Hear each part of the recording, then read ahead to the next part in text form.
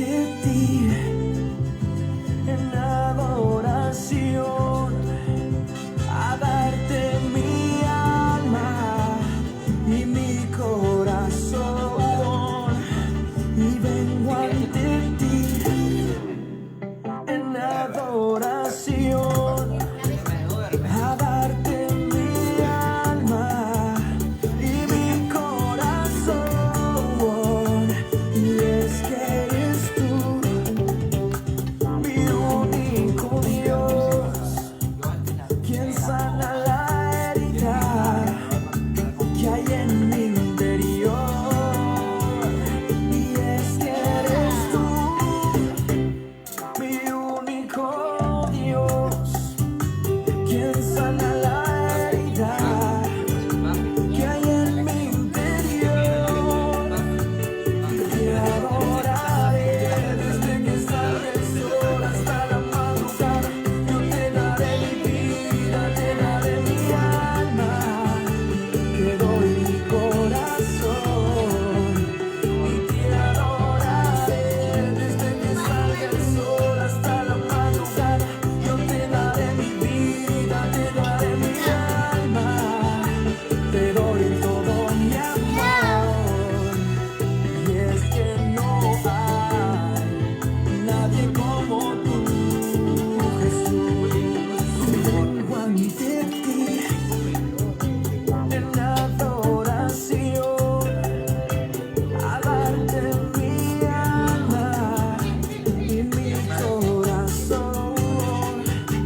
Y vengo ante ti en adoración, a darte mi alma y mi corazón. Te adoraré desde que salga el sol hasta la madrugada. Yo te daré mi vida, te daré mi alma, te doy mi corazón. Y te adoraré desde que salga el sol hasta la madrugada. Yo te daré mi vida, te daré mi alma, te doy todo mi amor.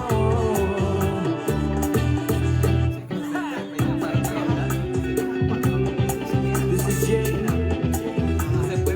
cause you are the only one for me, el único en mi vida. No hay ni habrá nadie como tú. Come on.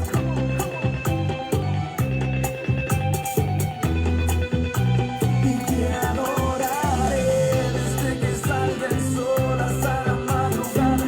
Yo te daré mi vida, te daré mi alma, te doy mi corazón.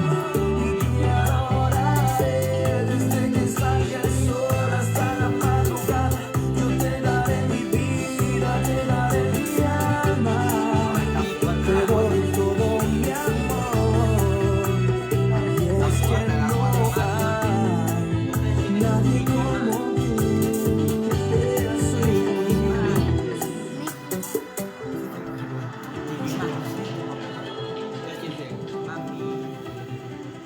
Bueno, querida familia, Shabbat Shalom para ustedes. Gracias por acompañarnos en esta transmisión de esta noche. Estamos en un nuevo Shabbat de este año. Estamos ya 19 ya de Kislev, así que estamos próximos a celebrar Hanukkah. Así que gracias por acompañarnos en esta noche. Vamos a hacer un poco de tiempo hasta que el resto de nuestros hermanos se conecten y enseguida empezamos.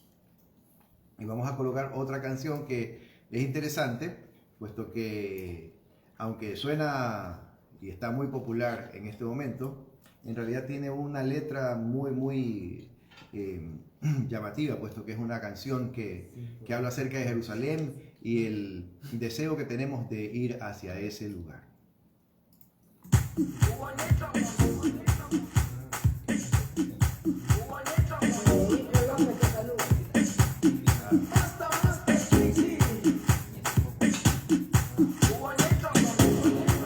Jerusalem, Ikayalami, Bilondoloze, Uambenami, Zurangi.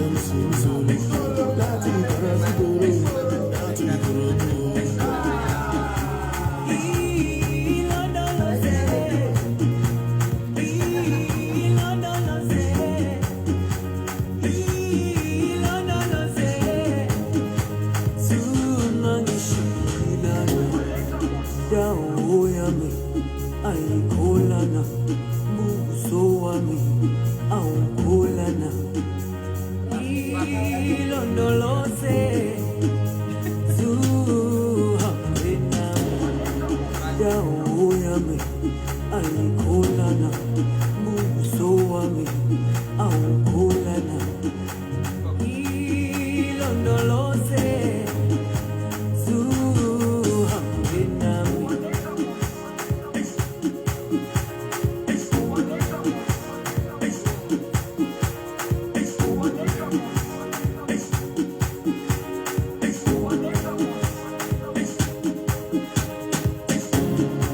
Jerusalem, ikayalami, ilondoloze, uhambe nami, zungangishilana. Oh, wabona, I'm not perfect, I came from ruthless times, as a juvenile. Ilondoloze, zungangishilana. Tomakaya mawuru, oti wuru si wuru, èmi wọ́n wá mi ní gbòòrò, tójú kò ojú wúro, ní àdékejì sórí, tẹ́lú sí ní sórí, láti ìkọ̀rọ̀ sí gbòòrò, láti ìkọ̀rọ̀ ojú wúro.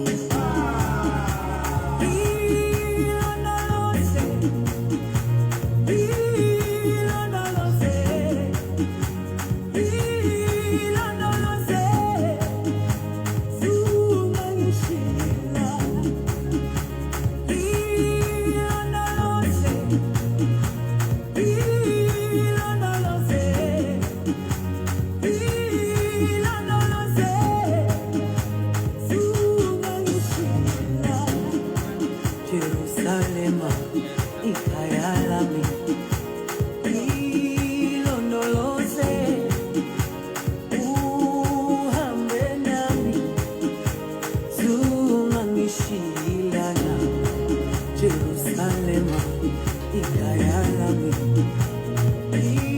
ilondoloze uhambe nami zungangishilana dawo yami. Bueno familia, estamos listos ya para empezar con estudios esta semana. Hemos realizado nuestro pequeño kiddush aquí en la casa y ya pues hemos empezado ahora sí la transmisión para compartir con ustedes el estudio de la Torá de esta semana. Sí, quiero darles las gracias infinitamente por acompañarnos hoy y pues el mensaje es interesante, hay mucho contenido en estos capítulos. Podemos aprender muchísimo con todo lo que está aquí y claro, no tendremos el tiempo para cubrir todos los capítulos, puesto que estamos básicamente desde el capítulo 32 hasta el capítulo 36. Entonces son muchos capítulos que no se van a poder cubrir en esta noche, ¿no? Pero creo que podemos avanzar un poco y así pues cada año tener algo de qué hablar. Si hablamos todo en un año, pues no tendremos nada que conversar el próximo año. Entonces vamos a comenzar con el estudio de la Torá y primero pues antes de que olvide, hermanos, a veces la falta de costumbre me traiciona y no hago la bendición correspondiente previo a la lectura de la Torá. Ustedes saben que la escritura hay que bendecirla para poder empezar ahora sí con su estudio. Y en este caso pues vamos a hacer la oración correspondiente. Dice: bendigan a Yahweh el que es bendito. Bendito es Yahweh el que es bendito por siempre. Bendito eres tú, Yahweh, nuestro Elohim, Rey del universo, que nos elegiste entre todos los pueblos y nos diste tu Torah. Bendito eres tú, eterno, que nos das la Torah, nos das la Biblia. ¿Okay? En el nombre de Yeshua, nuestro Mesías, o de Jesús, nuestro Mesías. Amén.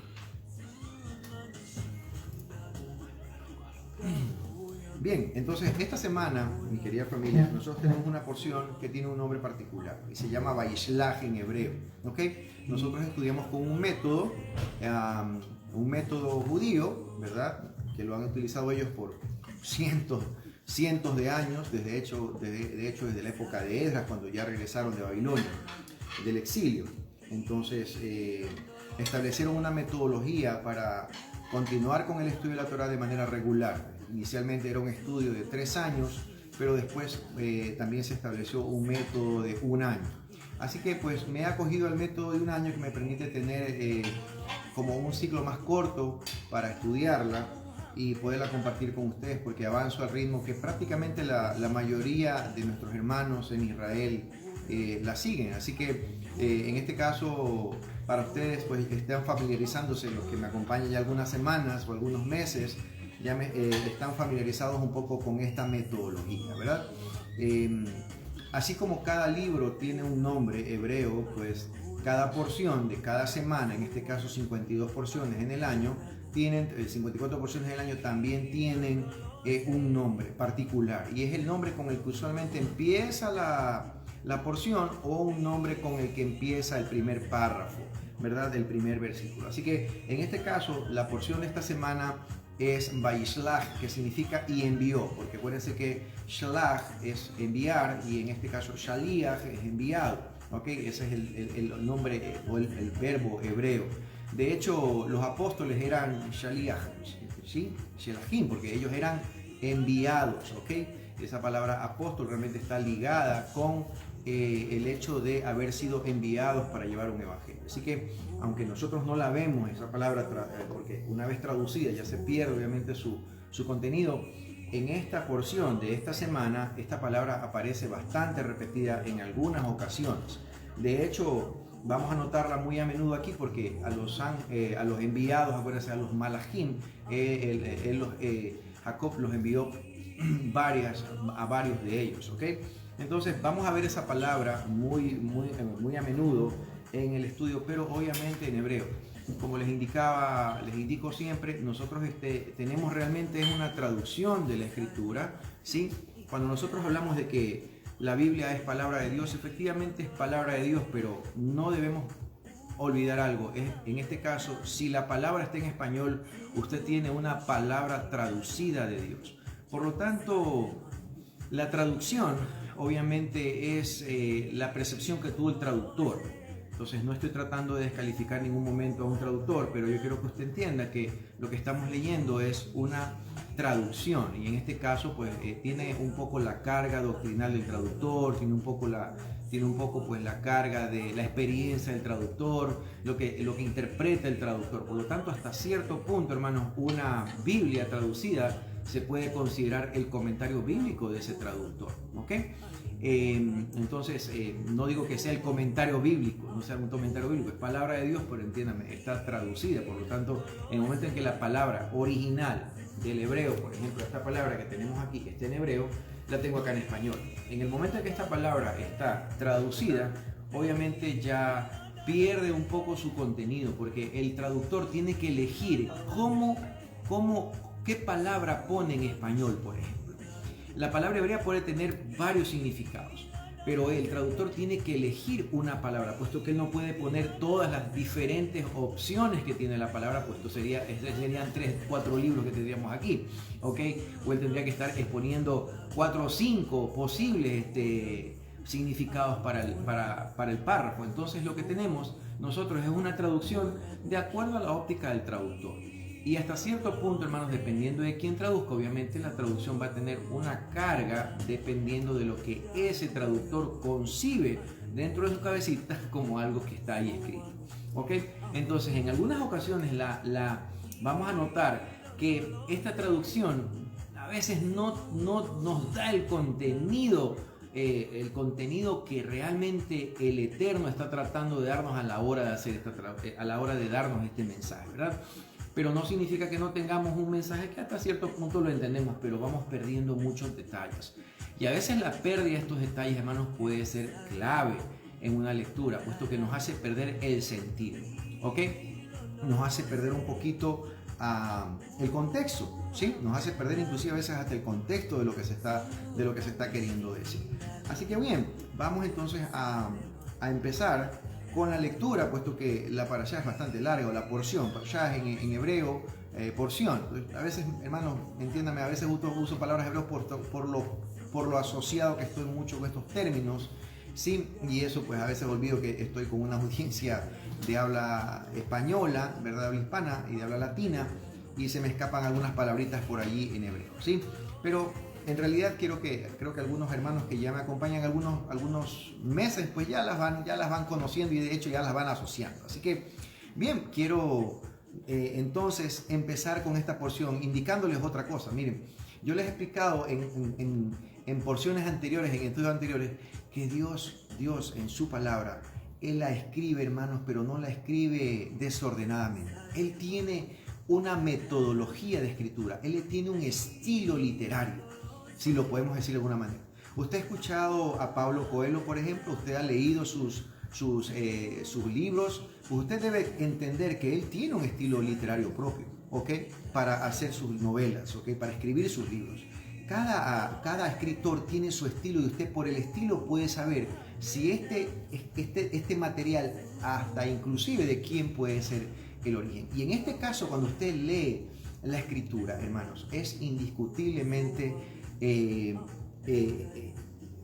no fácil, porque realmente darse cuenta esto significa muchos días de estudio, muchos meses de estudio, descubrirla. Pero cuando ya nos familiarizamos con el estilo literario de la escritura, nos damos cuenta que Dios utiliza este estilo literario recurrentemente, ¿verdad?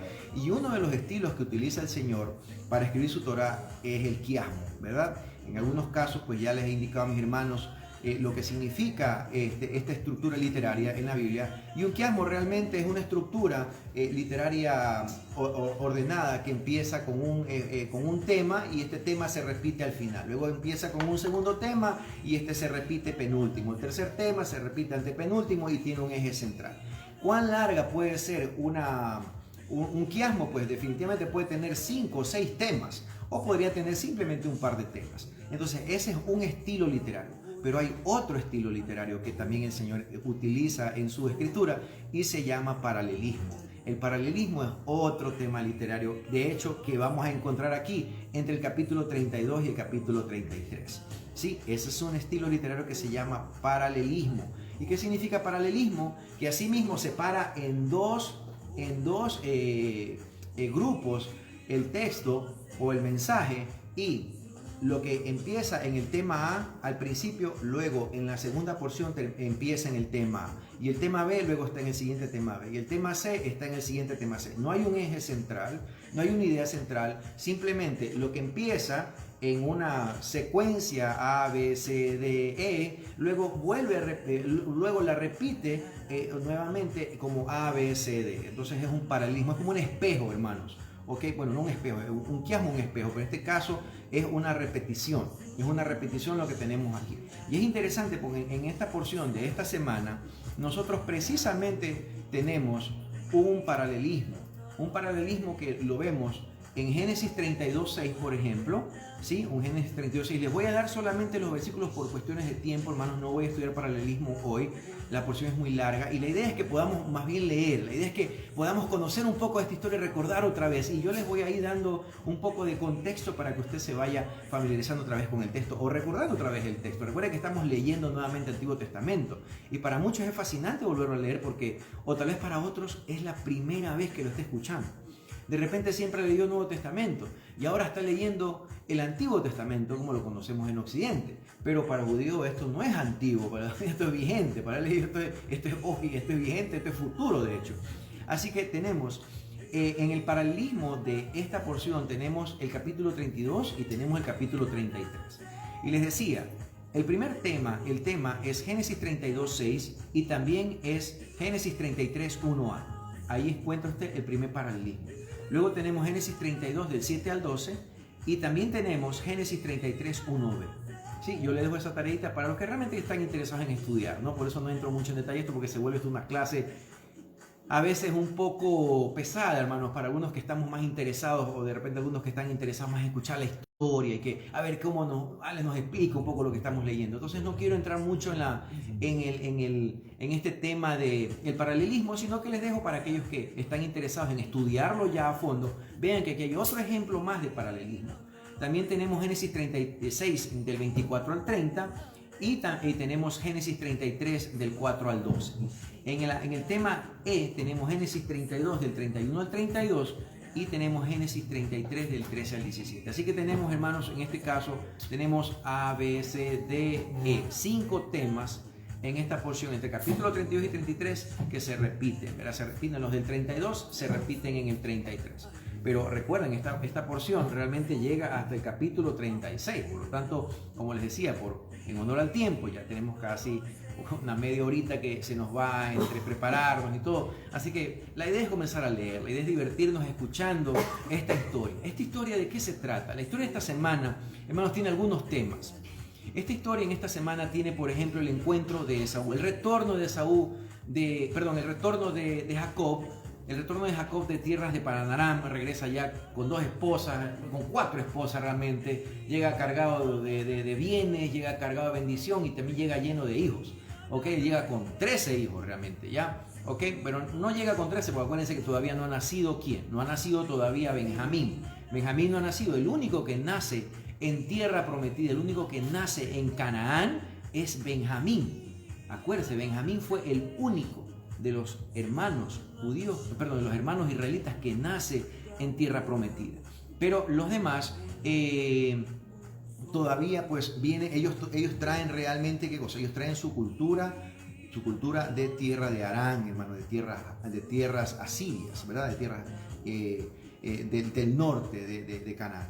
Así que bien, gracias por los saludos, hermanos. Quiero que ustedes entiendan que estoy leyéndolos. Te agradezco mucho, Marilis y Eliezer también. Gracias por conectarse con nosotros en esta noche. Entenderán, hermanos, que a veces veo sus nombres y no hago muchas menciones porque me pierdo del tema que tengo que exponer. Así que entenderán la concentración que debo tener a la hora de exponer todo lo que tengo en mi cabeza que voy a explicar y que no se me quede nada, hermanos, en el tintero, ¿sí? Así que bueno, tenemos entonces la parashá o la porción Vaishlach, que significa y envió. ¿Quién envió? Jacob envía unos mensajeros para que se encuentren con Esaú, su hermano, quien había jurado matarlo 20 años atrás. ¿Ok? Este hermano había quedado enfurecido porque su hermano menor, Jacob, se había prácticamente adueñado de su primogenitura y de su bendición. Entonces eran dos temas muy importantes en la cultura medio oriental de las cuales Esaú en algún momento de una manera ligera y de una manera imprudente pues la canjeó por un plato de lentejas, pues, pero entendamos que a la hora ya de la verdad ese parece que no había sido el sentir de corazón de Esaú, ¿verdad? Aunque el padre hubiera tenido un plan para este caso, pues en este caso particular Rebeca no quiso esperar que Dios actúe sobre algo que ya Esaú y Jacob habían pactado, ¿sí? Yo asumo que si no intervenía Rebeca, realmente tal vez allí Esaú se habría negado a participar de la bendición, en el sentido de que acuérdense que una bendición de primogenitura implicaba cuidar de su hermano menor.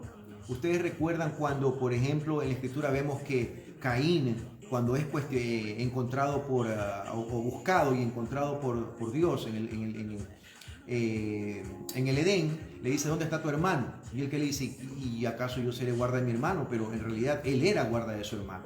El hecho de que él haya negado que era guarda de su hermano significa que legalmente no tenía la obligación de cuidar de su hermano menor, ¿ok? Entonces vemos cómo la primogenitura no solamente establecía beneficios, sino que también establecía compromisos, establecía obligaciones para un hermano mayor. ¿Ok? El hermano mayor tenía la obligación, por ejemplo, de conservar las costumbres y las tradiciones de la casa. Tenía la obligación de cuidar los ídolos de la casa, los dioses de la casa, ¿verdad? Y de hecho, pues, vemos cómo, si recordamos la parashá anterior, la porción anterior, vemos que Raquel se viene trayendo unos ídolos de su papá. Solo estoy recordando un poquito de la porción de la semana pasada. No la estudiamos, pero yo les recuento un poco, porque a veces he escuchado algunos comentarios que considero que son un poco, que realmente no están enfocados en el contexto correcto. Yo digo que muchos hablan, en algunos comentaristas bíblicos hablan de que Raquel era idólatra, pero eso realmente es desconocer la cultura mesopotámica. Eso es desconocimiento. Solo se nota allí que hay desconocimiento de la cultura de Medio Oriente, de Antiguo Medio Oriente, ¿verdad? Pero ¿por qué les digo esto, hermanos? Porque si nosotros no conocemos la cultura medio oriental, este texto fue escrito en ese contexto, en el contexto de una cultura de Medio Oriente, fue escrito en el contexto de una familia que se desenvuelve en ese entorno de ese tiempo, de ese lugar, y en ese tiempo y en ese lugar habían tradiciones, habían leyes, había una religión, había un sistema, hermanos, que se movía como hoy. Hoy nosotros vivimos bajo un sistema que es diferente completamente al que existía hace 3.000, 4.000 años, ¿verdad? Y en este caso, hermanos, cuando, por ejemplo, Raquel, la hermana menor de Lea, ¿verdad? La segunda esposa de Jacob, se trae los ídolos, realmente no estaba tratando de conservar la idolatría de su padre, estaba trayendo su idolatría de sus padres. Había un tema legal allí, hermanos, y es que, acuérdense que los ídolos que se viene trayendo eran los ídolos de la casa de su papá. Y en ese tiempo, quien tenía los ídolos era el que reclamaba era el que tenía derecho a una herencia material. Por lo tanto, al traerse Raquel, los ídolos, en realidad está reclamando primero la primogenitura de su esposo, porque acuérdense que su esposo había sido adoptado, Jacob había sido adoptado por Labán. Usted dice, ¿de dónde dice eso que ha sido adoptado? Pues hermano, si usted lee el contexto, si estudia usted cultura del Medio Oriente, se va a dar cuenta que efectivamente ahí hay un lenguaje de adopción, en donde Labán adopta a su sobrino, porque acuérdense que su sobrino prácticamente fue, vamos a decirlo, alejado, dice que fue alejado de sus padres, ¿verdad? Fue enviado. Y le dice la madre, voy a buscar a mi hermano, a la casa de mi hermano, y allá búscate una esposa para ti. ¿Ok? Pero en realidad estamos entendiendo que él se queda como una especie de huérfano. Entonces Jacob se queda huérfano realmente porque se quedó sin papá y mamá, ¿verdad? ¿Estamos entendiéndolo? Entonces cuando llega a las tierras de Labán, Labán lo adopta. Por eso le dice, tú eres como mi hijo, yo no te voy a hacer trabajar de gratis. ¿Ok? Y por eso ese lenguaje de un mes pasar en casa es un lenguaje legal, hermano, pero desafortunadamente nuestra falta de conocimiento de la cultura medio oriental nos permite perdernos esos pequeños temas que están asociados más con un tema de cultura y tradición. ¿Ok? Y en este caso, pues hermanos, si ya Jacob había sido declarado hijo primogénito de la casa, puesto que no habían varones allí, pero acuérdense que luego nacen unos varones, ya en esos 20 años ya aparecieron hijos, pues ya de Labán, y entonces ya hubo un celo, ya hubo realmente ahí una cuestión en donde ya habían más hermanos. Entonces, ¿qué hace Raquel? Raquel se trae los ídolos de la casa, ¿ok? Y hay otra cosa que debemos entender allí en esa porción de la semana pasada, ¿ok? Entonces, Raquel está reclamando y dice, mi padre se gastó toda nuestra fortuna, se gastó nuestra dote, ¿sí? Nos ha dejado sin nada, sin ninguna de nuestras posesiones. Entonces entiende qué es lo que está haciendo Raquel. Raquel se está trayendo los ídolos para reclamar para reclamar herencia, hermanos, porque acuérdense que era la manera como se reclamaba herencia y posesión. Yo no sé, ya nosotros en la actualidad no guardamos ese tipo de costumbres, hermano. Ya nadie tiene ídolos, y ahí si los hereda no es con esa pretensión, ¿verdad? Simplemente los hereda si tienes ídolos en casa, van de familia en familia, pero la idea es simplemente guardarlos como una herencia familiar, más no necesariamente es para el reclamo de ningún derecho de primogénito o ningún derecho de herencia. Entonces, vemos cómo Raquel, hermanos, en realidad no está actuando en función de idolatría, sino en función de la defensa de un derecho legal, ¿sí ve? Claro, cuando ya nos comenzamos a dar cuenta de estas cosas, porque comenzamos a leer las tablillas de Nus y comenzamos a leer, hermanos, las leyes hititas, las leyes de Mesopotamia, el Código Hammurabi, nos comenzamos a dar cuenta que hay mucho más de lo que usualmente el sistema religioso nos había explicado. ¿Ok? Y claro, entendemos que el sistema religioso, limitado por la falta de conocimiento cultural, pues nos da a veces estas explicaciones que aparentemente, hermanos, suenan creíbles, pero que cuando ya conocemos el contexto, tanto legal, político y religioso, nos damos cuenta que en realidad aquí hay personas que están actuando en función de esas leyes y esos principios que se mueven en ese tiempo.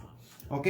Así que ahora pues tenemos en cambio esta historia en la que ahora ocurren muchas cosas, hermano. Nosotros tenemos, por ejemplo, a Jacob luchando con el ángel, el reencuentro de Jacob con su hermano Esaú. Tenemos la ofensa contra Dina, hermanos. Eso es un tema de honor y vergüenza, un tema cultural que, si Dios me permite, pues alcanzaremos a tocarlo ese tema hoy.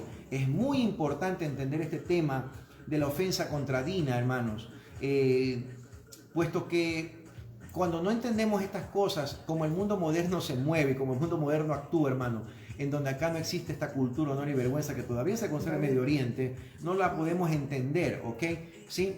Y también tenemos, pues obviamente, que Dios llama a Jacob ya por su nombre y le dice ya Israel, ¿no?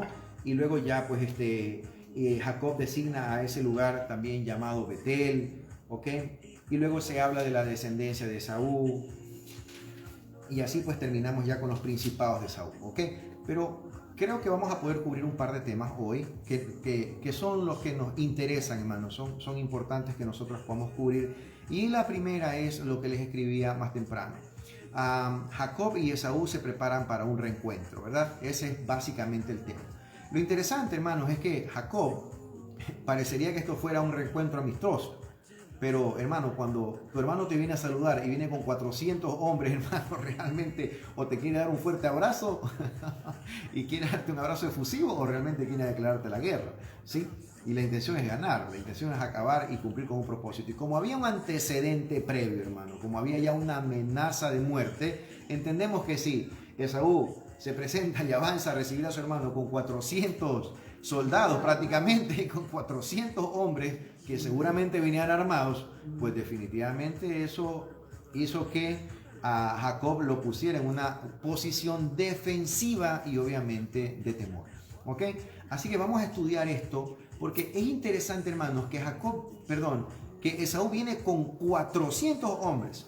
Y hermano, entendamos que el número 4 aquí, o el número 40, el número 400, tiene un propósito ese número, y ese número es prueba.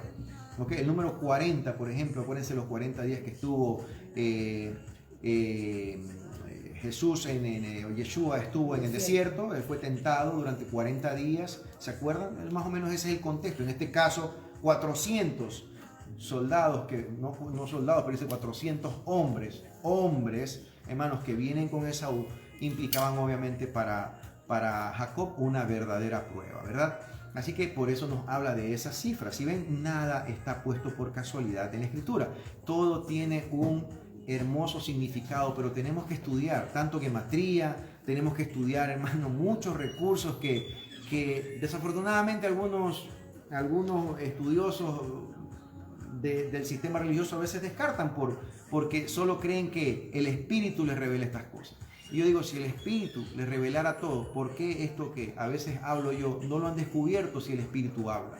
Resulta que hemos tenido que investigar, resulta que maestros míos como los míos han tenido que quemarse las pestañas buscando un libro, buscando otro recurso, buscando recursos arqueológicos, y resulta que el Espíritu no se los ha contado. Lo que el Espíritu se ha hecho es permitirles llegar a encontrar ese recurso, pero les ha tocado buscar, hermanos. ¿Ok? Entonces el Espíritu, a veces cuando me dicen, no, que el Espíritu me habla, sí, el Espíritu te puede hablar con ciertas cosas, yo no digo que no, pero si el Espíritu hablara todo, si el Espíritu fuera capaz de contarnos todo, hermanos, entonces ¿para qué tenemos ya libros de estudio? No tendríamos nosotros que recurrir a un comentario bíblico, pues si yo con leer la Biblia ya entendería todo. ¿Para qué necesito yo un comentarista bíblico si ya tengo todo por medio del Espíritu? Si ya el Espíritu ha venido sobre mí y de recibir mi cuerpo, yo debería entenderlo todo.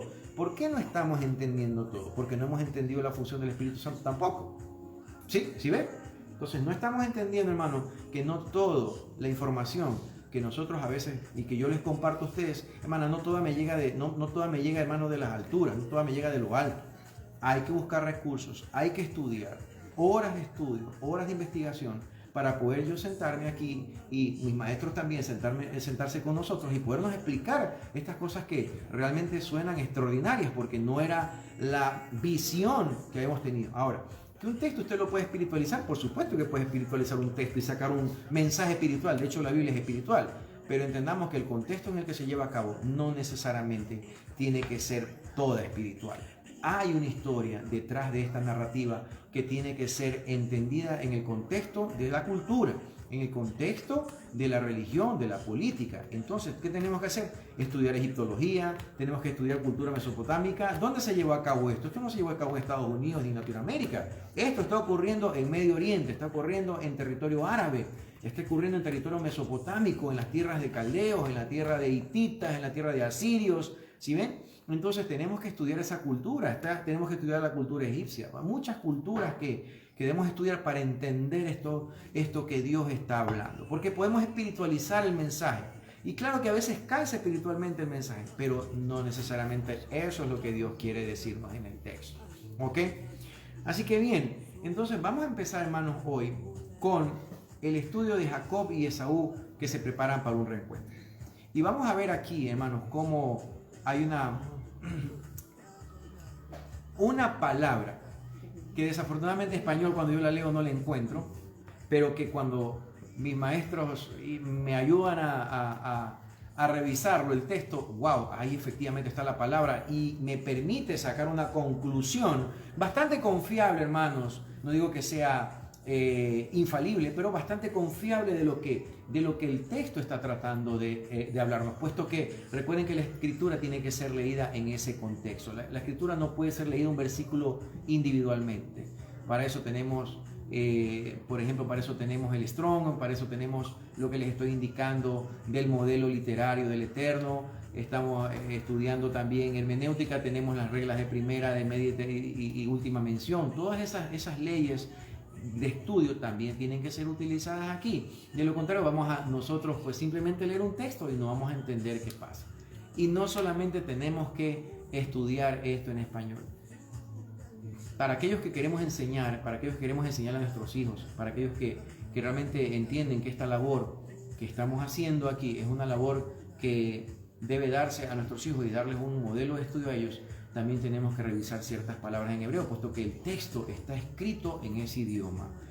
El Nuevo Testamento está escrito en griego y algunas personas inclusive tienden a pensar que puede haber sido en algunos casos como el libro de Mateo o el Evangelio de Mateo pudo haber estado escrito en hebreo, puesto ¿por qué? Por el estilo literario, hermanos. Es por el estilo literario que delata el hecho de que esas rimas, esos textos, esas palabras cuando se traducen al hebreo cuadran bastante bien, parecido a lo que cuadra el Antiguo Testamento. Entonces se teme o se presume que en algunos casos algunos textos evangélicos, del Evangelio fueron escritos también en hebreo, pero no contamos con ellos, por lo tanto pues esa es solamente una presunción, hermanos, ¿ok? Ahora, vamos a empezar por el capítulo 1, puesto que aunque la porción anterior de la semana terminó en el 32, voy a empezar nuevamente el capítulo 32 para ir guardando un poco de contexto. Importante que usted recuerde algo.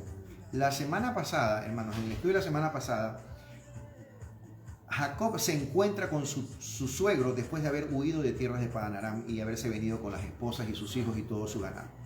Se encuentra con su suegro que lo alcanza él en el camino y luego ellos hacen un pacto, ponen un monolito a sí mismo y establecen un muro de piedras en donde le dicen a Jacob y hace un pacto con Jacob y Jacob le dice: yo no regresaré nunca más a ti, ni tú pasarás directamente, ni tú vendrás para acá. Entonces en ese momento existe un pacto de no agresión, un pacto de no volverse a ver. Por lo tanto, en ese contexto Jacob ya no podía regresar. ¿Se da cuenta? ¿Por qué Jacob tuvo la obligación de enfrentar a Esaú? Es porque él había cerrado una puerta días antes. ¿Con quién? Con su suegro. Y su suegro tampoco vino con buenas intenciones, hermano. Pero es interesante que a su suegro, un ángel le habló mientras él dormía. Y ese dato es clave para lo que hoy vamos a estudiar. Recuerde, la porción anterior de la semana pasada, sí, saludos mi querida cuñada también que está conectada allí, un gustazo verte por allí, mi querida cuñada.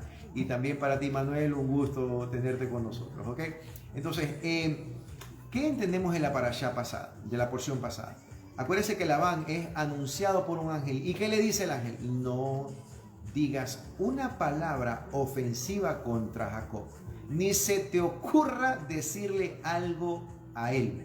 Entonces, Labán, que venía con toda la furia, hermano, de que se le habían venido trayendo los ídolos. Ok, se le había traído las mujeres, se le había traído los nietos, o sea, las hijas, se le había traído los nietos y encima se le había traído todo el ganado que le pertenecía, pues, obviamente, a Jacob. Él realmente tenía, yo diría que las mismas intenciones que Esaú. Ok, así que Jacob se encuentra en una encrucijada. Ya no puede regresar porque ha hecho un pacto con su suegro de no agresión. Y es más, dicen que si cruzan ese lindero que han establecido entre los dos, si uno de los dos cruza, o Labán hacia tierras de Canaán o Jacob a tierras de Harán, dice que el que lo encuentra lo mata. Entonces entendemos que se encuentra Jacob cortada con una puerta atrás. O sea, tiene una espada atrás, hermano, que lo tiene acorralado. Entonces es lo único que tiene. Dios, ¿qué está haciendo con Jacob? Dios lo está llevando de regreso. Y no le está dando chance a que se arrepienta. Lo está poniendo en una condición en la que él tiene que regresar, hermano. ¿Sí? Así que eso es lo que estamos viendo aquí. Ese es el contexto de lo que está pasando. Se resuelve el tema de los ídolos. Es importante que entendamos que, aunque allí se menciona Jacob hace una afirmación, él hace como una especie de sentencia. Y dice, si tú encuentras ídolos aquí en el lugar en el que estamos, si tú le encuentras a alguien un ídolo, que ese muera. Y algunas personas han tendido a utilizar esta sentencia como la causa de la muerte de Raquel, puesto que ella cargaba los ídolos. Pero entendamos una cosa, hermano, estamos olvidando que dice que si lo encuentran, si es que encuentran los ídolos, pero no se cumplió esa premisa. La premisa de encontrar los ídolos, Labán jamás la llevó adelante. O sea, entendemos que Raquel tenía que haber muerto en ese momento. Pero entendemos entonces que como no se cumple la premisa de Jacob, entonces, ¿qué es lo que ocasiona que Raquel haya muerto?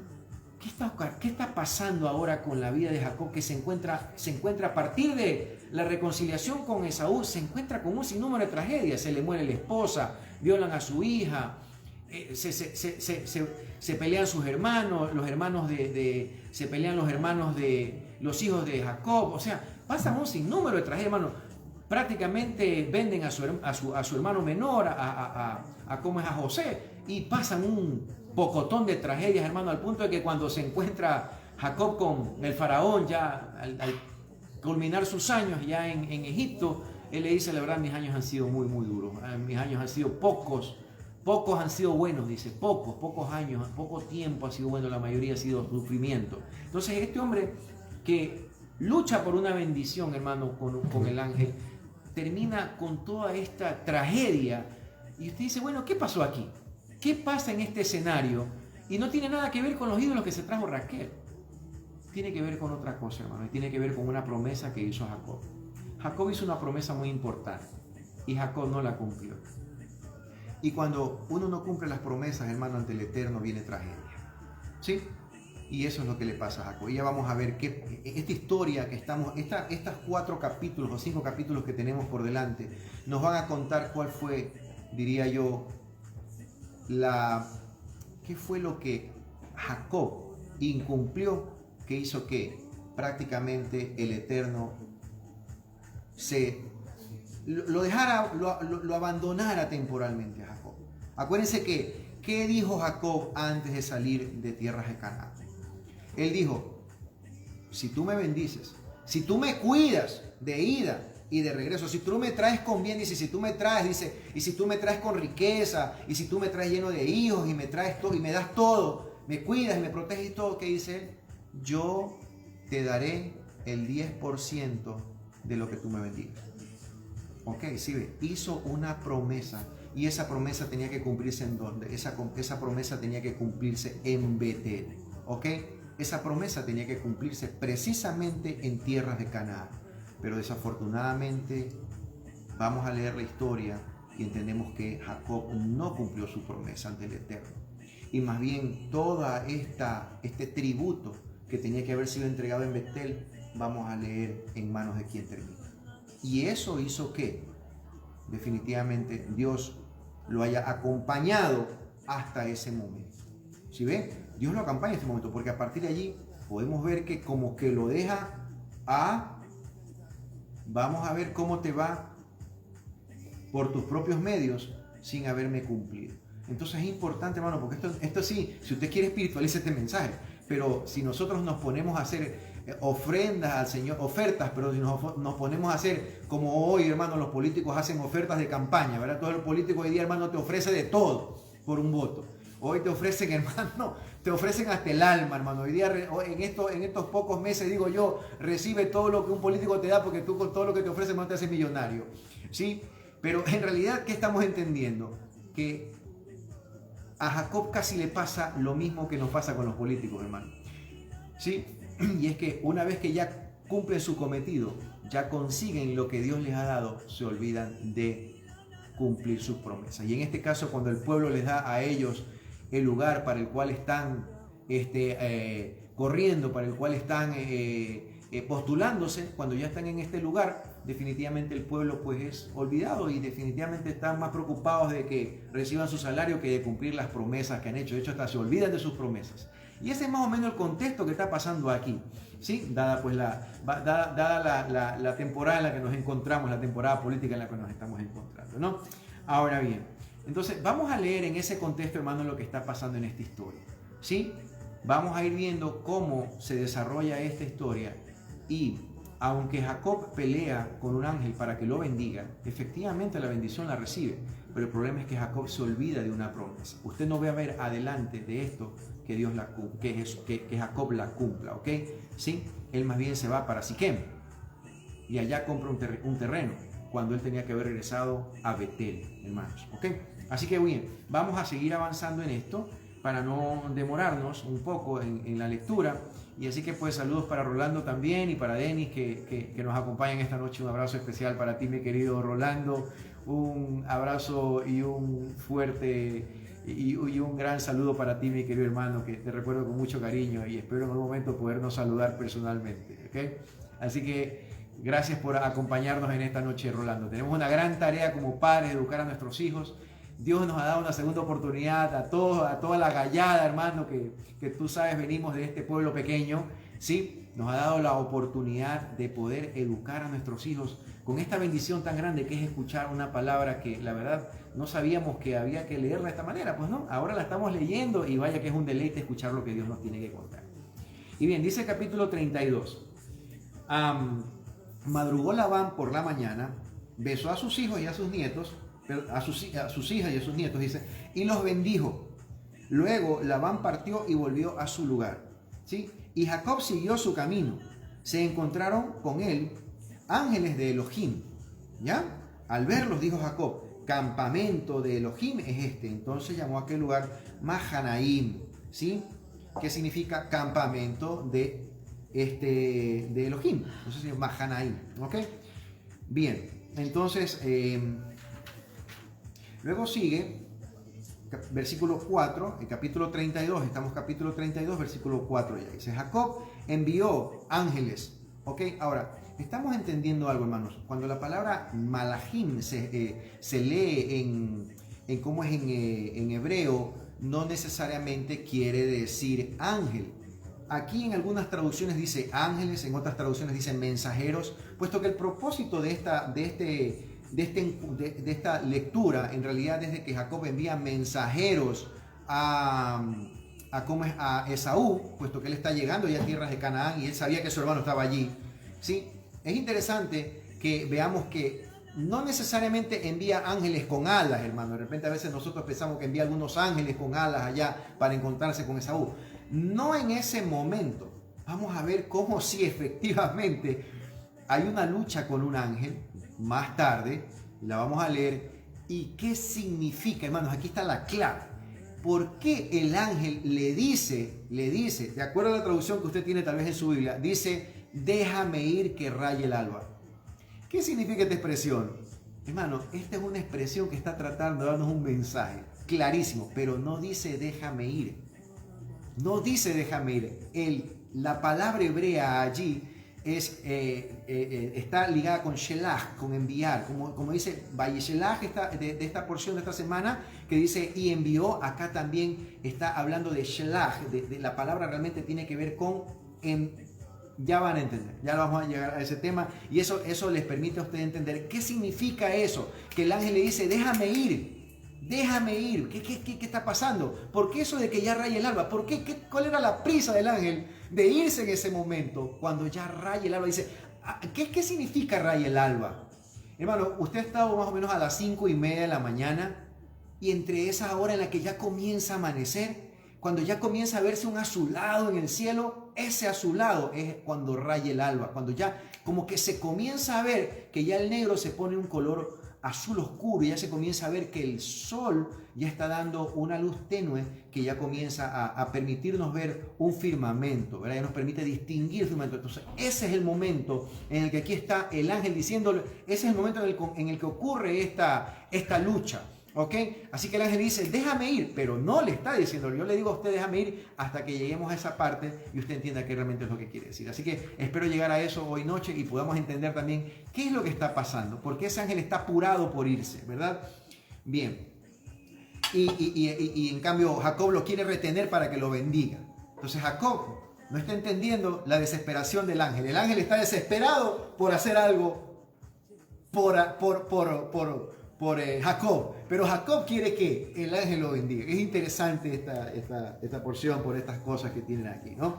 Ahora dice, Jacob envió ángeles, o sea, mensajeros, ante él, dice, hacia su hermano Esaú, a la tierra de Seir, el campo de Edom. Ahora, qué interesante, hermano, porque de acuerdo al midrash que hace uno de los judíos a los que yo sigo con mucha frecuencia, el rabino Harari, creo que es de Torah en 1, él tiene un midrash muy interesante que le cuenta a su padre a menudo. Y vaya que me parece bastante interesante, ya que, como les digo, cuando uno lee en el hebreo el significado de cada palabra, dice, efectivamente puede ser eso. Y él dice que su padre les cuenta esta historia a ellos en cada que llegan a esta porción, les recuerda y les dice, mira, ¿por qué aquí, cuando llegamos a un versículo en el que Jacob le pide a Dios por protección, él habla de mi hermano Esaú? Vamos a llegar a esa parte allá, porque esto está precisamente un poco más adelante. Y cuando llegamos él dice mi hermano y Esaú, está mencionando como si fueran dos personas, porque no necesita decir mi hermano Esaú, si él solo tiene un hermano, no tiene más, solo tiene uno, ¿verdad? Entonces no necesita decir el nombre de su hermana, por ejemplo, si usted solo tiene una hermana, o el nombre de su hermano, si todos sabemos que solo tiene uno, usted no necesita decir su nombre, ¿sí ve? Entonces, ¿por qué aquí se está repitiendo el hecho de que es mi hermano y está hablando del nombre Esaú? Y vamos a llegar allá también. Así que vamos a ver ese comentario que hace él, ya se los voy a comentar. Entonces dice, versículo 5. Y les encomendó diciendo, así le dirán a mi amo a Esaú. Le está reconociendo a Esaú un rango, ¿sí? Le está reconociendo un rango superior. ¿Qué rango? El rango de hermano mayor. Recuerde que Esaú naturalmente es su hermano mayor. Ok, aunque él haya tomado la primogenitura de su hermano y haya tomado la bendición, Esaú sigue siendo su hermano mayor. Ok, esa condición no se la pudo quitar, ¿verdad? Y dice, y le encomendó diciendo, así le dirán a mi amo, a Esaú, así dijo tu servidor Jacob, con Labán fui un ajeno y he demorado mi retorno hasta ahora. Adquirí ganado bovino, ganado asnar, ganado menor. O sea, cuando dice ganado menor se refiere a ovejas, cabras y todo esto, ¿no? Y cuando habla de ganado usualmente se refiere a... Cuando habla, por ejemplo, de ganado y ovejas, entendamos que cuando habla de ganado es vacas, bueyes y todos estos animales grandes, ¿verdad? Ovino y algunos otros. Bovino. Y dice, adquirí ganado bovino, asnar, ganado menor, sirvientes y sirvientas. Envié a comunicarte a ti, mi amo, a fin de congraciarme contigo. Los ángeles volvieron hacia Jacob diciendo, llegamos a lo de tu hermano, a lo de Esaú. Si ve que ellos también hablan dos veces, a lo de tu hermano, a lo de Esaú. ¿Ok? Y también él viene a tu encuentro. Se había enterado, hermano, ya Esaú, que su hermano había entrado a tierras de Canaán. Hay 400 hombres con él. Hermano, a mí me dicen que una persona que me ha jurado matar, hermano, me está esperando con 400 hombres. Si usted, hermano, no sé qué, y si tengo una espada más atrás de la que no puedo regresar, la verdad que me siento en una situación desesperada, ¿verdad? Esa es la condición en la que está Esaú aquí. Jacob. Jacob se encuentra en una situación realmente desesperante. Dice, hay 400 hombres con él. Yo les he mencionado antes que el número 4, en este caso, puede significar 400 o 40 y significa prueba. ¿Ok? Y en este caso, pues 400 son una prueba tanto de fe como una prueba de fortaleza, de moral y de todo, hermano, para cualquiera. Entonces Jacob tuvo mucho miedo. Eso lo angustió y dividió a la gente que estaba con él, así como al ganado menor, el vacuno y los camellos, en 2 campamentos. Mucho hemos estudiado ya, los que estudiamos profecía bíblica, de lo que significa la división de este campamento y cómo esto se concretó luego en las tierras ya después del gobierno de Salomón. Acuérdense que el gobierno de Salomón, después del gobierno de Salomón, realmente cuando ya Jeroboam y Roboam toman el liderazgo de tanto Roboam del lado norte, Jeroboam por el lado norte y Roboam del lado sur de Judá, este reino se divide, hermano. El reino de Israel se dividió en 2 reinos y se llamó al reino del norte el reino de Efraín o el reino de Israel, y el reino del sur se conoció como el reino de Judá, que luego termina siendo Judea, ¿verdad? ¿Ok? Así que aquí vemos cómo proféticamente está ocurriendo algo. Ahora, quiero que ustedes no pierdan de vista otro tema. Cuando ustedes estudian la historia de Jacob, ustedes van a ver que es la historia de Israel repetida. Usted estudia la historia de Jacob desde el principio y usted se va a dar cuenta cómo la historia se repite aún en estos temas. Pero acuérdense que Jacob viene de ¿dónde? Jacob viene de tierras de Padán Aram. ¿El pueblo israelita de dónde sale? El pueblo israelita sale de Egipto. Pasa 40 años en el desierto. Vienen 400 hombres ya a recibirlo. Adicionalmente, hermanos, a Jacob son 400, dice que Jacob manda unos mensajeros. ¿A qué? A ver cómo estaba el panorama. ¿Qué hace Moisés a petición de los israelitas? Él manda 12 espías a investigar el territorio antes de entrar a tierras de Canaán. A tierras de Canaán, que sería luego la tierra prometida. ¿Y qué pasa con ese grupo de personas? Hablan de gigantes, Entonces sí está viendo que hay muchas similitudes. Estamos viendo que hay muchas similitudes. Y así, hermanos, vamos avanzando y vamos estudiando la vida de Jacob. Y vemos cómo la vida de Jacob, hermanos, es realmente la vida de Israel. ¿Sí? Pero no vamos a hablar mucho más de ese tema ahora, ¿ok? Eso lo podemos estudiar en otro momento. Dice, por favor, ahora sí, comienza ya pues versículo 9. Dijo, si Esaú... entonces en este momento ya divide el pueblo. Dijo, si Esaú va a un campamento y los ataca, el campamento restante podrá sobrevivir. Jacob oró, Elohim de mi padre Abraham y Elohim de mi padre Isaac, Hashem, tú mismo me dijiste, vuelve a tu tierra y tu patria y haré que te vaya bien. ¿Sí ven? Dios le está cumpliendo, hermanos.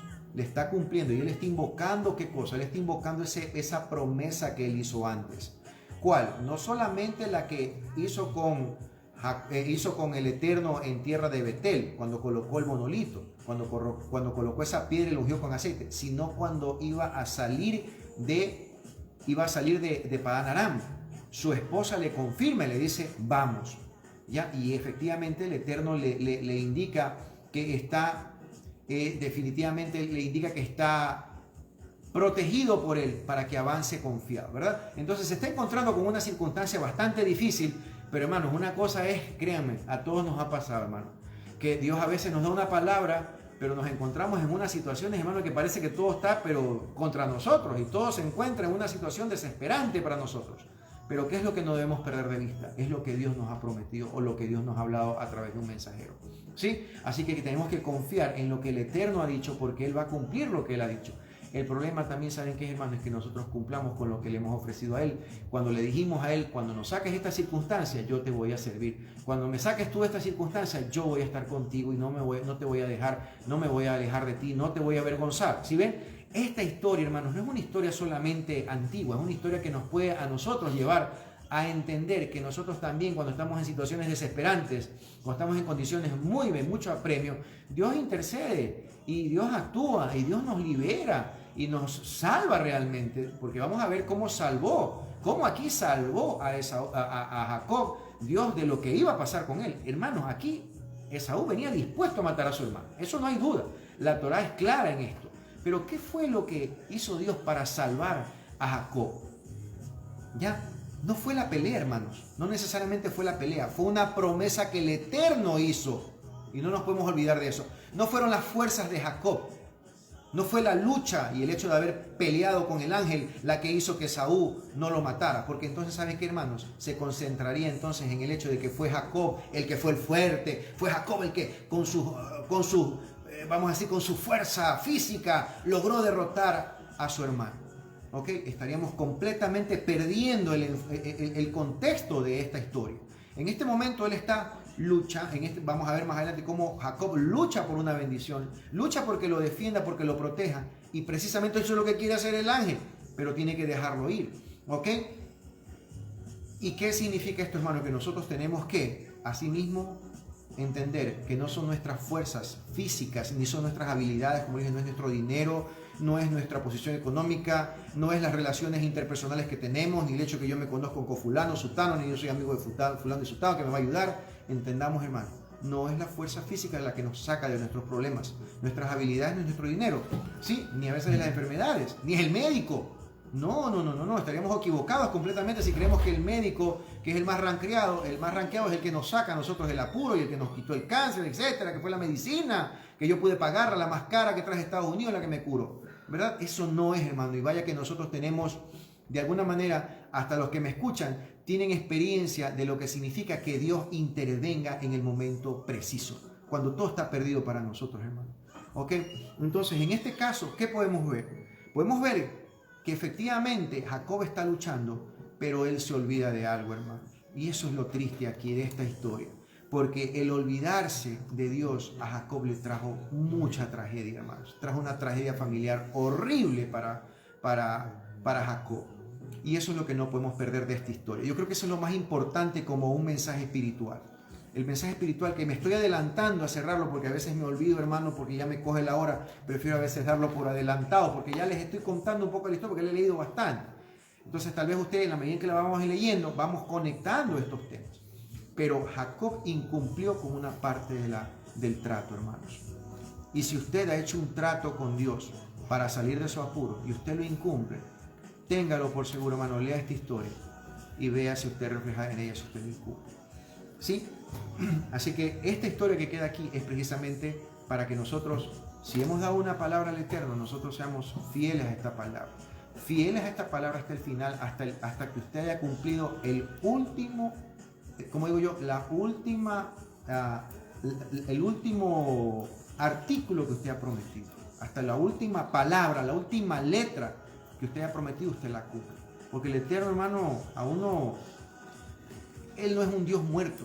Él no es un Dios que no escucha, no es un Dios del que usted se puede burlar. Como dice Él, si tú invocaste mi nombre, nadie puede jurar en vano. O sea, cuando Él dice, nadie tomará mi nombre en vano, Él está diciendo esas cosas. Usted no puede pensar burlarse de Él y pensar que no va a pasar nada porque usted se olvidó. No. Con Él es muy serio el tema y con Dios hay que caminar, hermano. Hay que caminar serio, hay que caminar con mucha prudencia. Es un Dios muy bueno, es un Dios que nos saca de cosas que, hermano, ninguna persona nos saca, pero también Él espera que nosotros cumplamos nuestra parte del trato, porque Él no es un Dios del cual nos podemos burlar. ¿Sí? Así que estamos viendo aquí que dice, Jacob oró, Elohim de mi padre Abraham y Elohim de mi padre Isaac Hashem. Tú mismo me dijiste, vuelve a tu tierra, a tu patria, y haré que te vaya bien. Mi mérito ha disminuido por todas las bondades y toda la lealtad que ya me brindaste a mí, tu servidor. Pues solo con mi bastón crucé el Jordán y ahora he venido en 2 campamentos. Qué interesante, porque aquí hay 3 palabritas interesantes, hermano, que debemos saber. En el hebreo se notan. Y la primera palabra es Jacob. En el hebreo no es Jacob, es Jacob. Y está hablando de también que cruza un lugar que se llama Yabok, ¿sí? Que es un estrecho que cruza en el Jordán, Yabok. Y también entendamos que hay otra palabra que se llama que juegan, entonces van rimando estas cosas. Bien interesante ir viendo estas cosas en el hebreo, ¿verdad? Dice, tu servidor pues con un bastón cruzó el Jordán y ahora he devenido en 2 campamentos. Por favor, sálvame de la mano de mi hermano, de la mano de Esaú, porque tengo miedo que venga y me ataque a la madre con los hijos. Tú dijiste, ciertamente haré el bien contigo y haré que tu descendencia sea como la arena del mar, que es muy numerosa para contar. Pasó allí aquella noche y tomó de lo que vino de la mano un tributo para su hermano Esaú. Ese es el problema, hermano. Usted está comenzando a ver cuál fue el problema de Jacob. ¿Sí? Jacob había ofrecido un tributo, y aquí la palabra tributo, yo no sé si usted en su Biblia, si usted la lee o la está leyendo, ahí le aparece un regalo, un presente, pero la palabra no es presente, porque no es un regalo, es un tributo. Y aquí la palabra tributo, si la vemos en hebreo, es minjá.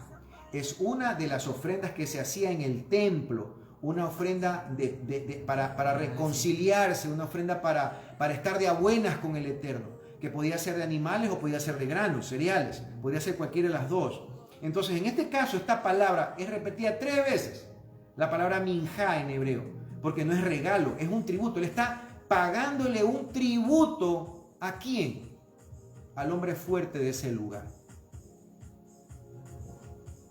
¿Se da cuenta, hermano? Esto tiene un mensaje terrible, terrible, hermanos. ¿Sí? Terrible. Porque ¿quién es el hombre fuerte realmente? ¿Sí? El Eterno, ese es el hombre fuerte. Pero aquí, ¿quién se presenta como el hombre fuerte ante Jacob? ¿Sí? ¿Y quién dice el Señor que es el hombre fuerte que se nos presenta? Satán. Ese es el hombre fuerte que se nos presenta, al que nosotros le rendimos. Si no confiamos en el Eterno, ¿a quién le rendimos tributo? ¿A quién le ofrecemos cosas? Hacemos pacto a veces hasta con el hombre fuerte.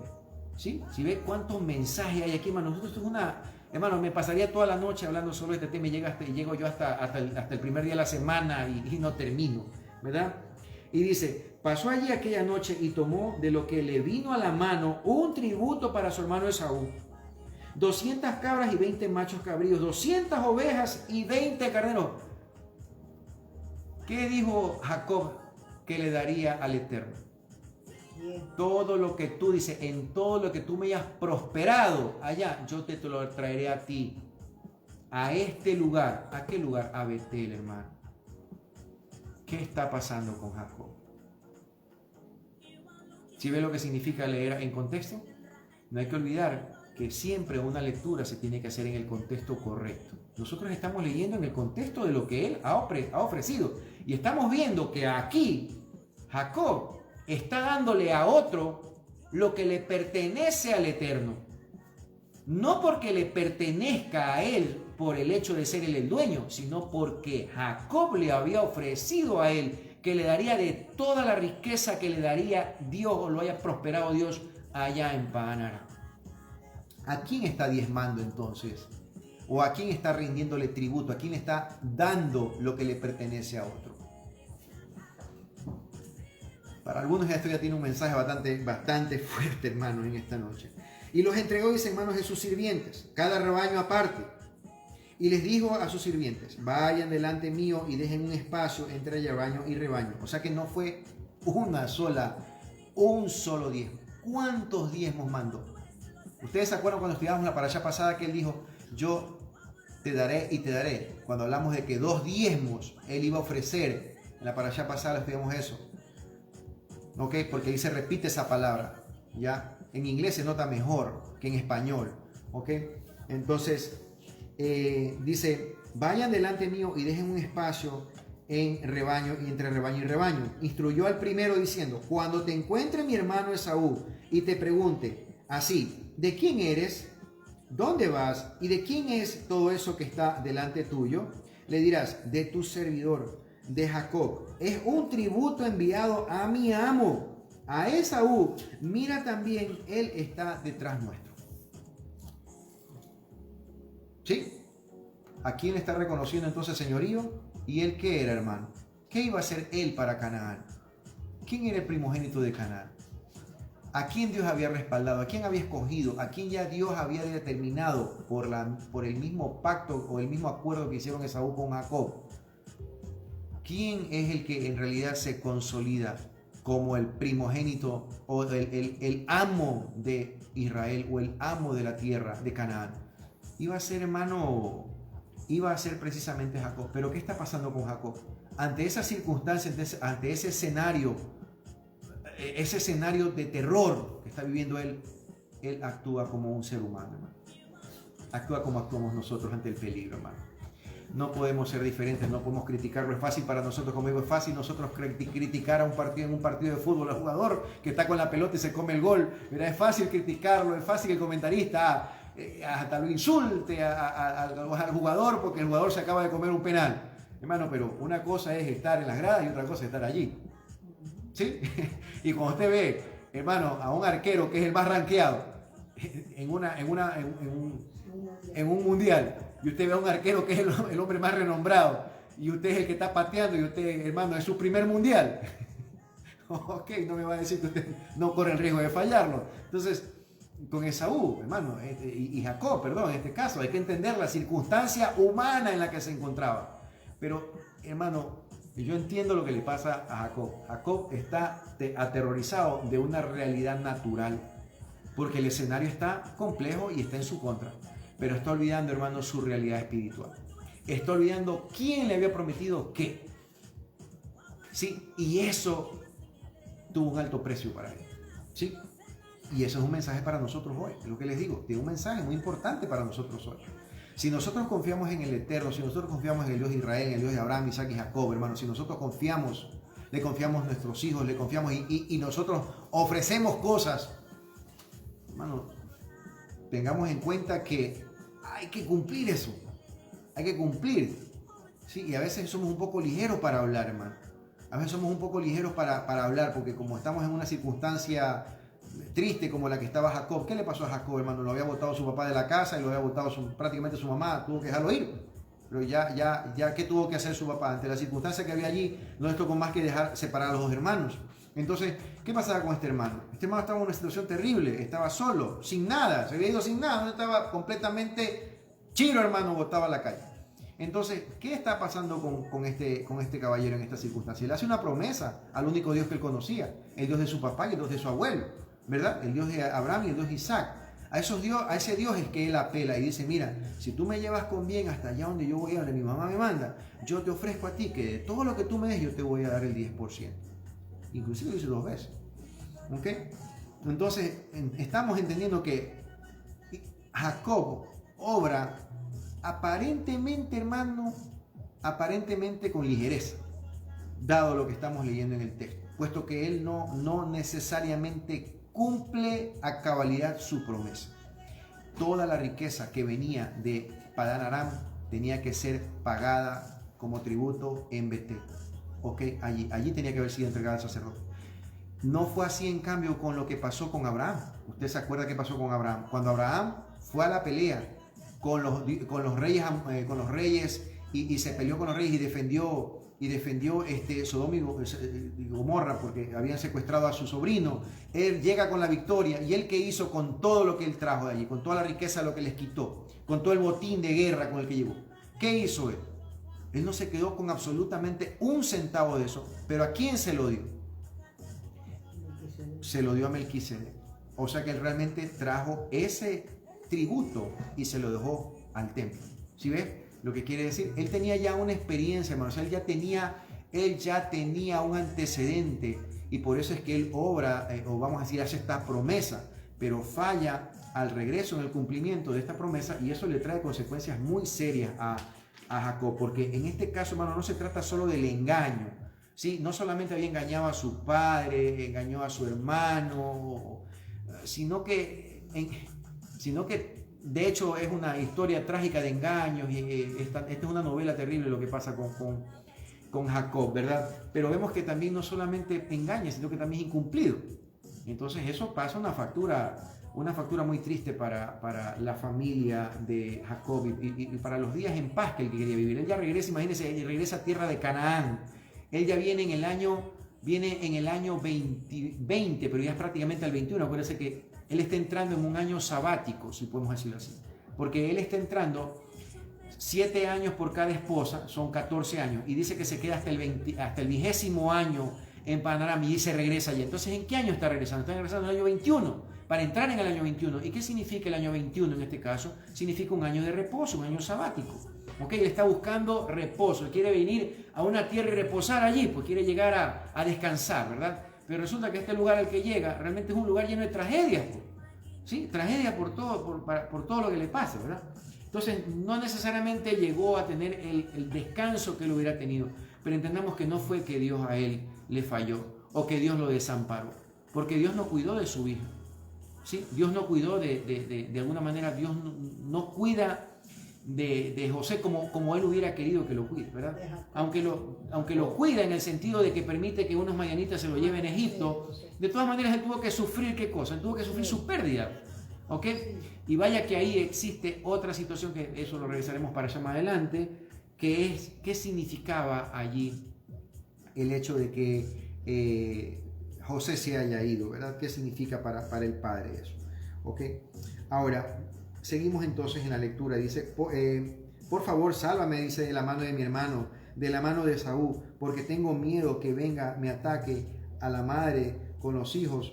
Tú dijiste, ciertamente haré bien contigo y haré que tu descendencia sea como la arena del mar, que es muy numerosa para contar. Dice, pasó allí aquella noche y tomó lo que le vino de la mano. Bueno, ya leímos todo eso, versículo 17, y los entregó en manos de sus sirvientes, versículo 17, 19, le dijo, de tu servidor, sí, ya estamos en el 20, disculpen, y también ordenó al segundo, al tercero y a todos los que iban tras los rebaños, hermano. 3 tributos mandó Jacob, no solamente uno, mandó 3. Les instruyó diciendo, así le dirán a Esaú cuando lo encuentren. Ahora, ¿por qué le manda 3? El 3 también tiene un significado aquí. ¿Se acuerdan cuando Jesús le pregunta a Pedro 3 veces? ¿Qué significa 3 días? Estuvo muerto 3 días y 3 noches. El número 3 es clave aquí también, porque aquí el número 3 está implicando certeza, está implicándole la intención real de hacerlo. Por eso envía 3 veces, 3 rebaños, ¿ok? ¿Por qué Jesús, por ejemplo, tenía que morir 3 días y 3 noches? O sea, tenía que estar muerto 3 días y 3 noches. ¿Por qué? ¿Por qué no solo un día? ¿Por qué no 2? ¿Por qué tuvo que estar muerto 3 días? ¿Por qué tuvo que ir al 4.º día a resucitar a su amigo Lázaro? ¿Por qué no fue inmediatamente que lo fueron a buscar al 2.º día? Hay una razón, hermano, y es que el tema de la cultura es importante entender para los judíos. Y es que para un judío, si una persona resucitaba antes del 3.er día, entonces se consideraba que no estaba muerto, sino estaba dormido.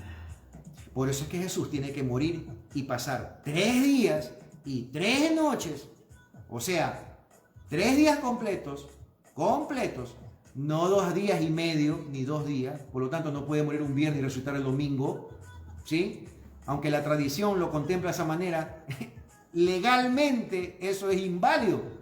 Cuando nosotros le llevamos a un judío este mensaje, dice, pero hermano, ese era dormido nomás, él no estaba muerto, porque si tú te das cuenta, el viernes, el día del viernes, el día del sábado y el día del domingo, ya 3 días, y las 3 noches, la noche del viernes y la noche del sábado, porque la noche del domingo él ya estaba resucitado, entonces faltaron 2 noches. Entonces algo está incompleto aquí, no se está dando un mensaje correcto, y como no se conoce la cultura, no se conoce la ley del muerto, hermano, que la ley de la resurrección, que tienen que ser 3 días para que se considere que alguien estuvo muerto y resucite. Por eso es que lo va a buscar a Lázaro al 4.º día, para que no quede duda en la cultura judía, en el que escuchaba la historia como judío, de que Lázaro estuvo bien muerto. De hecho dicen ya día. ¿Sí se da cuenta? ¿Qué significaba ya día? ¿Por qué fue a buscarlo? Entonces ahora entiende por qué. Lo fue a buscar porque efectivamente, hermano, si hubiera sido antes, entonces hubieran considerado que no era un milagro de Jesús. No era un milagro de Jesús, sino acá no, simplemente se cayó, hermano, y como dice en algunos casos del Nuevo Testamento, se cayó de una ventana, estaba dormido. Pero ¿cómo tú sabes que estaba dormido y no estaba bien muerto? Lo que pasa es que la cultura de ellos decía que si recién se había caído, aunque milagrosamente fue levantado, porque posiblemente estuvo bien muerto, aunque solamente estuvo muerto un par de horas, el tema es que para la cultura, para la legalidad del acto de la resurrección, se necesitan 3 días y 3 noches. Eso es importante que sepamos, hermano, a la hora de discutir con nuestros hermanos judíos estos temas. A veces nosotros evangelizamos, pero evangelizamos con unas cosas que son medio descabelladas, porque no conocemos estos datos que son claves a la hora de explicar que efectivamente nuestro Mesías estuvo 3 días y 3 noches como lo menciona la historia de Jonás, 3 días y 3 noches metido allí, lo cual significa que Jonás resucitó, que estuvo muerto, pero que fue una obra divina la que lo resucitó a Jonás. ¿Ok? Por eso es que pasaron 3 días y 3 noches. ¿Ok? Y en este caso estamos viendo cómo este 3 se repite. Aquí dice que mandó 3 caravanas para implicar ¿qué? Que efectivamente la intención era una intención real, seria, concreta, ¿verdad? Lo mismo cuando le pregunta a Pedro, Pedro, ¿me amas? Cuida a mis ovejas. Pedro, ¿me ama? Cuida el rebaño. Pedro, ¿me ama? Sí, Señor, te amo. Sí, tú sabes que yo te quiero y no sé qué. Bueno, ¿por qué le pregunta 3 veces? Es precisamente porque dentro de la cultura judía, hermanos, 3 veces significa que hay la intención seria de hacerlo. ¿Sí? Por eso se pregunta 3 veces. ¿Ok? Cuando a mí en algún momento me tocó llevar adelante una ceremonia nupcial, yo al novio le pregunté 3 veces si ella era la mujer que él quería como esposa. ¿Por qué le pregunté 3 veces? Ahora tal vez lo sabe. Si me está escuchando, sabe por qué le pregunté 3 veces si esta es la mujer que él quería como su esposa. ¿Ok? Bien, así que seguimos entonces, hermano, con el texto y dice: y dirán también, tu servidor Jacob está detrás de nosotros, porque pensó Jacob, apaciguaré su ira con el tributo que va delante de mí y después quedaré frente a él. Si nosotros conocemos, hermano, un poco las ceremonias rituales del templo, si conocemos nosotros los servicios o los korbanot, las ofrendas del templo, en el templo usted va a encontrar que existen las ofrendas voluntarias y las ofrendas por el pecado y las ofrendas obviamente de expiación de pecado nacional. Pero la ofrenda voluntaria podía ser personal y en este caso pues una ofrenda minjá era una ofrenda voluntaria, al igual que la ofrenda de holocausto. La ofrenda de holocausto, que era el sacrificio de un animal completamente quemado en el altar, era una ofrenda voluntaria en donde se le agradecía al Padre, al Eterno, por la provisión que le había dado en ese año. Se agradecía por un sinnúmero de cosas, pero era una cuestión más que todo como de tener estar de a buenas con Dios. Entonces por eso se hacía precisamente, mi querido hermano, 3 es confirmación. Así es, ese es el tema concreto como lo estás escribiendo allí. Gracias por el detalle. Precisamente ese es el caso por el que se habla del 3. ¿Ok? Entonces estamos viendo cómo. Por eso a veces les digo, hermano, como estoy conectado con mi enseñanza, yo leo los mensajes, después me olvido el tema que estaba tratando de llevarles adelante, pero igual no puedo dejar de conectarme con ustedes en los mensajes, ¿sí? Entonces, estaba hablando de las ofrendas, hermano. Entonces tenemos la ofrenda holocausto, la ofrenda minjá y la ofrenda shelamín, que es la ofrenda de paz. Tenemos entonces la ofrenda de holocausto, que usted cuando ve la palabra holocausto, esta es una ofrenda olá. En hebreo es olá, es la ofrenda de holocausto. La ofrenda quemada se llama también la ofrenda quemada. ¿Por qué? Porque el animal es completamente quemado en el altar. Y también tenemos la ofrenda minjá, que es una ofrenda de agradecimiento, pero es una ofrenda de cereal, pero también puede ser animal. Y en este caso él está enviando 3 ofrendas de qué? Pero minjá también significa, por ejemplo, minjá también tiene que estar relacionado con este tema de como buscar reconciliarse, ¿verdad? Por ejemplo, la ofrenda minjá también se ofrece cuando hay una acusación de adulterio contra una mujer. Entonces se hace una ofrenda en el altar cuando hay un juicio de sotá, cuando hay un juicio de adulterio, de duda de adulterio, se hace una ofrenda minjá, pero no se le echa aceite. Es una ofrenda sin aceite, puesto que es una ofrenda de celo, ¿ya? Es una ofrenda de celo. Entonces esta ofrenda también es una ofrenda que se plantea como una ofrenda. Se da cuenta el tema allí, el contexto de lo que se quiere ver aquí, ¿verdad? Entonces, en este caso, esta es una ofrenda minjá. 3 veces se menciona una ofrenda de esta característica, ¿verdad? Entonces, y va cargada de animales, ¿se da cuenta? Va cargada de animales, porque precisamente es una ofrenda que está buscando como tener una buena relación. Pero en este caso que estamos viendo, que Jacob, esta ofrenda, ¿para quién tenía que haber sido? Esta ofrenda tenía que haber sido para el Eterno, pues con quien realmente le dio todas las bendiciones. Pues. ¿Ya? Esaú realmente quería matarlo, hermano. Pero, y vemos que, y vamos a ver otra cosa, hermano. Vamos a ver que estas ofrendas no hicieron nada. Estas ofrendas no satisfacieron en absoluto. Cualquiera tiende a pensar, hermanos, en la lectura ligera de este texto, cualquiera tiende a pensar en que fueron las ofrendas que le llevó Jacob a su hermano las que, suavizaron el corazón de Jacob. Entonces cuando Jacob lo vio, lo abrazó y saltó encima de él a abrazarlo. Y lo abrazó por el cuello. No, hermano, estas ofrendas no cambiaron en absoluto lo que Esaú tenía como plan. Algo más cambió aquí, hermanos. Algo cambió aquí. Y diría yo, alguien cambió lo que Esaú quería hacer. Pero vamos a llegar a eso en el estudio y vamos a descubrir qué fue lo que pasó y quién fue el que hizo esto. Y dice, Jacob estoy en versículo 21, dice, y dirán también, tu servidor Jacob está detrás de nosotros, porque pensó, apaciguaré su ira con el tributo que va delante de mí y después quedaré frente a él. ¿Ya? Entonces, cara a cara, ya, quizá me perdonen. Entonces el tributo pasó delante de él y pasó aquella noche en el campamento. Se levantó aquella noche, tomó a sus 2 mujeres y a sus 2 sirvientes y a sus 11 hijos y cruzó el vado de Yaboc. ¿Sí? Los tomó y los hizo cruzar el vado y también mandó a toda su hacienda. ¿Sí ven? Aquí está lo que les digo. Jacob cruzó el vado de Yaboc, ¿ya? Y hay otra palabra más que no la veo aquí, y ya voy a ver si la encuentro por ahí, que es otra palabra que también tiene una similitud.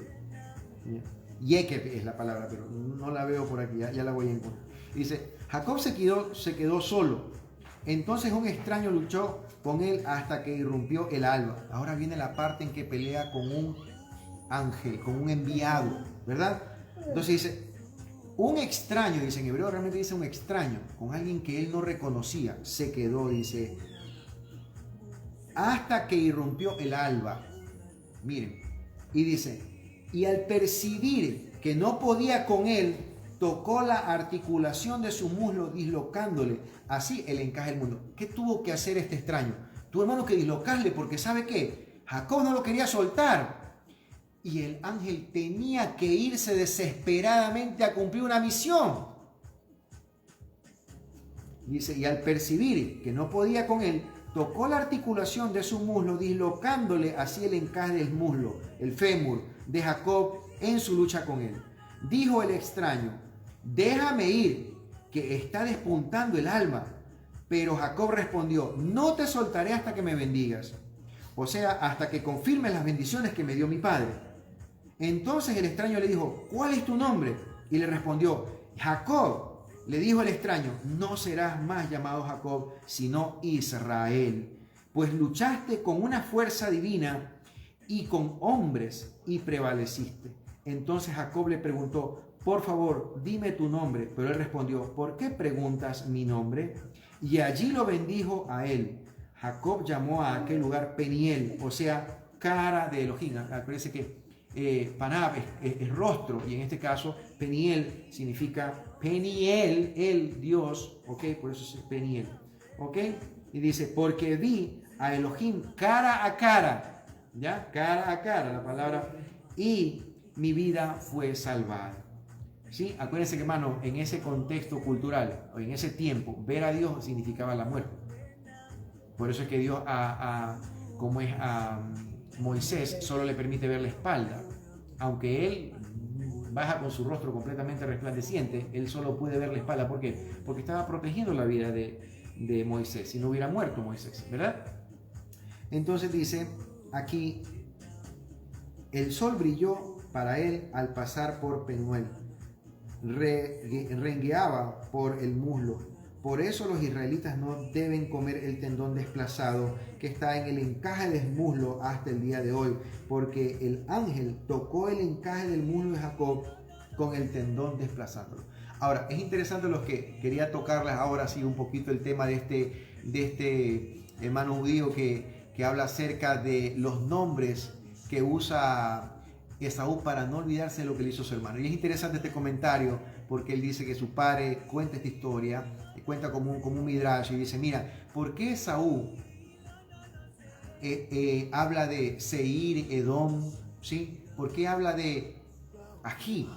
Ají no es ají del que pica, no, ají en hebreo significa hermano. Mi hermano, ají, hermano, ají, hermano, mi hermano.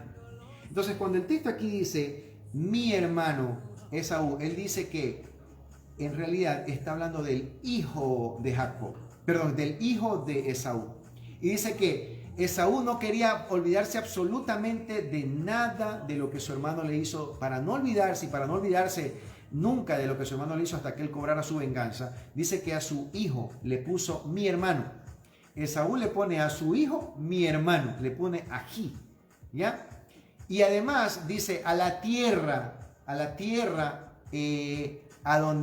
territorio al que él se fue a vivir, dice que le puso Edom, rojo. ¿Por qué? Porque dice que lo engañó con una sopa de lentejas roja. Entonces dice, para no olvidarse con qué fue que le engañó, dice que le pone el nombre Edom, para recordar, primero que mi hermano, con algo rojo, ¿sí? Imagínense lo que está obsesionado, dice Esaú. Esaú está tan obsesionado con lo que le hizo su hermano, que a su hijo le pone mi hermano, a la tierra le pone roja o rojiza, y luego dice que a la capital le pone Seir, y Seir significa velludo, chivo. ¿Qué fue lo que se puso Jacob para engañar a su papá? Se puso vello de chivo en las manos y en el cuello. ¿Ok? Entonces la idea de Esaú era jamás olvidar qué fue lo que le robó. Le robó la primogenitura y le robó la bendición. Mi hermano me robó con un plato de lentejas la primogenitura y la bendición. Entonces me pareció súper interesante eso, compartirlo con ustedes, porque es un midrash, obviamente eso es un comentario de él, pero vaya que no está tan mal, de hecho está bien, digo yo, es un excelente comentario, me llamó mucho la atención. Bueno, me pareció extraordinario y sí me causa chiste eso, porque digo, wow, o sea, en realidad Esaú no quería olvidarse nunca de lo que le hizo su hermano, y por eso hasta a su hijo le puso mi hermano. ¿Ok? Y se rodeó de todo lo que realmente para él significó esto, que le recordaba permanentemente lo que su hermano le hizo. Por eso es que él llega ahí con 400 hombres a recibir a su hermano. ¿Ok? Y no fue en absoluto con buenas intenciones. Había una clara intención de matarlo. ¿Ya? Y entonces, ¿qué más tenemos aquí? Ahora, hermanos, entendamos algo. Volvamos al versículo 27, y aquí está la clave de qué pasó. Versículo 27 dijo el extraño, déjame ir. Pero la palabra allí no es déjame ir, es envíame. La palabra aquí es envíame, es shelach. Aquí el verbo es shelach. Y estamos hablando de que no dice déjame ir que raye el alba, dice envíame que raye el alba. ¿Envíame a qué? Interesante, hermanos, porque el ángel, ¿qué fue lo que le hizo cambiar a Labán de actitud si él venía con una actitud beligerante contra Jacob y lo quería matar a Jacob? Por sus ídolos y por su familia, por todo lo que se le trajo. Porque para Labán era lo suyo prácticamente lo que se llevaba, ¿verdad? Entonces, su primogénito se estaba llevando todas las cosas. Encima se le estaba llevando los ídolos. O sea que está entendiendo Labán que la intención de Jacob era venir a reclamar lo de sus hijos que quedaban allá en Seir. ¿Por qué? Perdón, lo que quedaba allá en Padan Aram. ¿Por qué hace ese pacto, hermano? ¿Por qué hace un pacto? Usted no entiende. Bueno, ¿cuál es el tema del pacto que hace Jacob con Labán? ¿Qué intención puedo tener yo de regresar allá a Padan Aram? El tema era que no aparecieron los ídolos, pues, hermano. Y si no aparecieron los ídolos, se entiende que el hecho de que no lo haya encontrado, entiendo a la luz del texto, que Labán no se quedó contento porque no los encontró. Él no dijo, no están aquí, es que los trae pero yo no los encuentro. Entonces los tiene y va a regresar a mi casa a reclamar la herencia que le pertenece a él como primogénito, porque yo sé que él tiene los ídolos de la casa. ¿Sí ve? ¿Por qué se hace un pacto allí, hermano? Entendamos que estos son temas legales, amigos. Yo entiendo que algunos de estas cosas sacan enseñanzas espirituales y está bien, porque esa es una parte del propósito de la Torá. Pero entendamos el contexto legal de lo que está pasando aquí.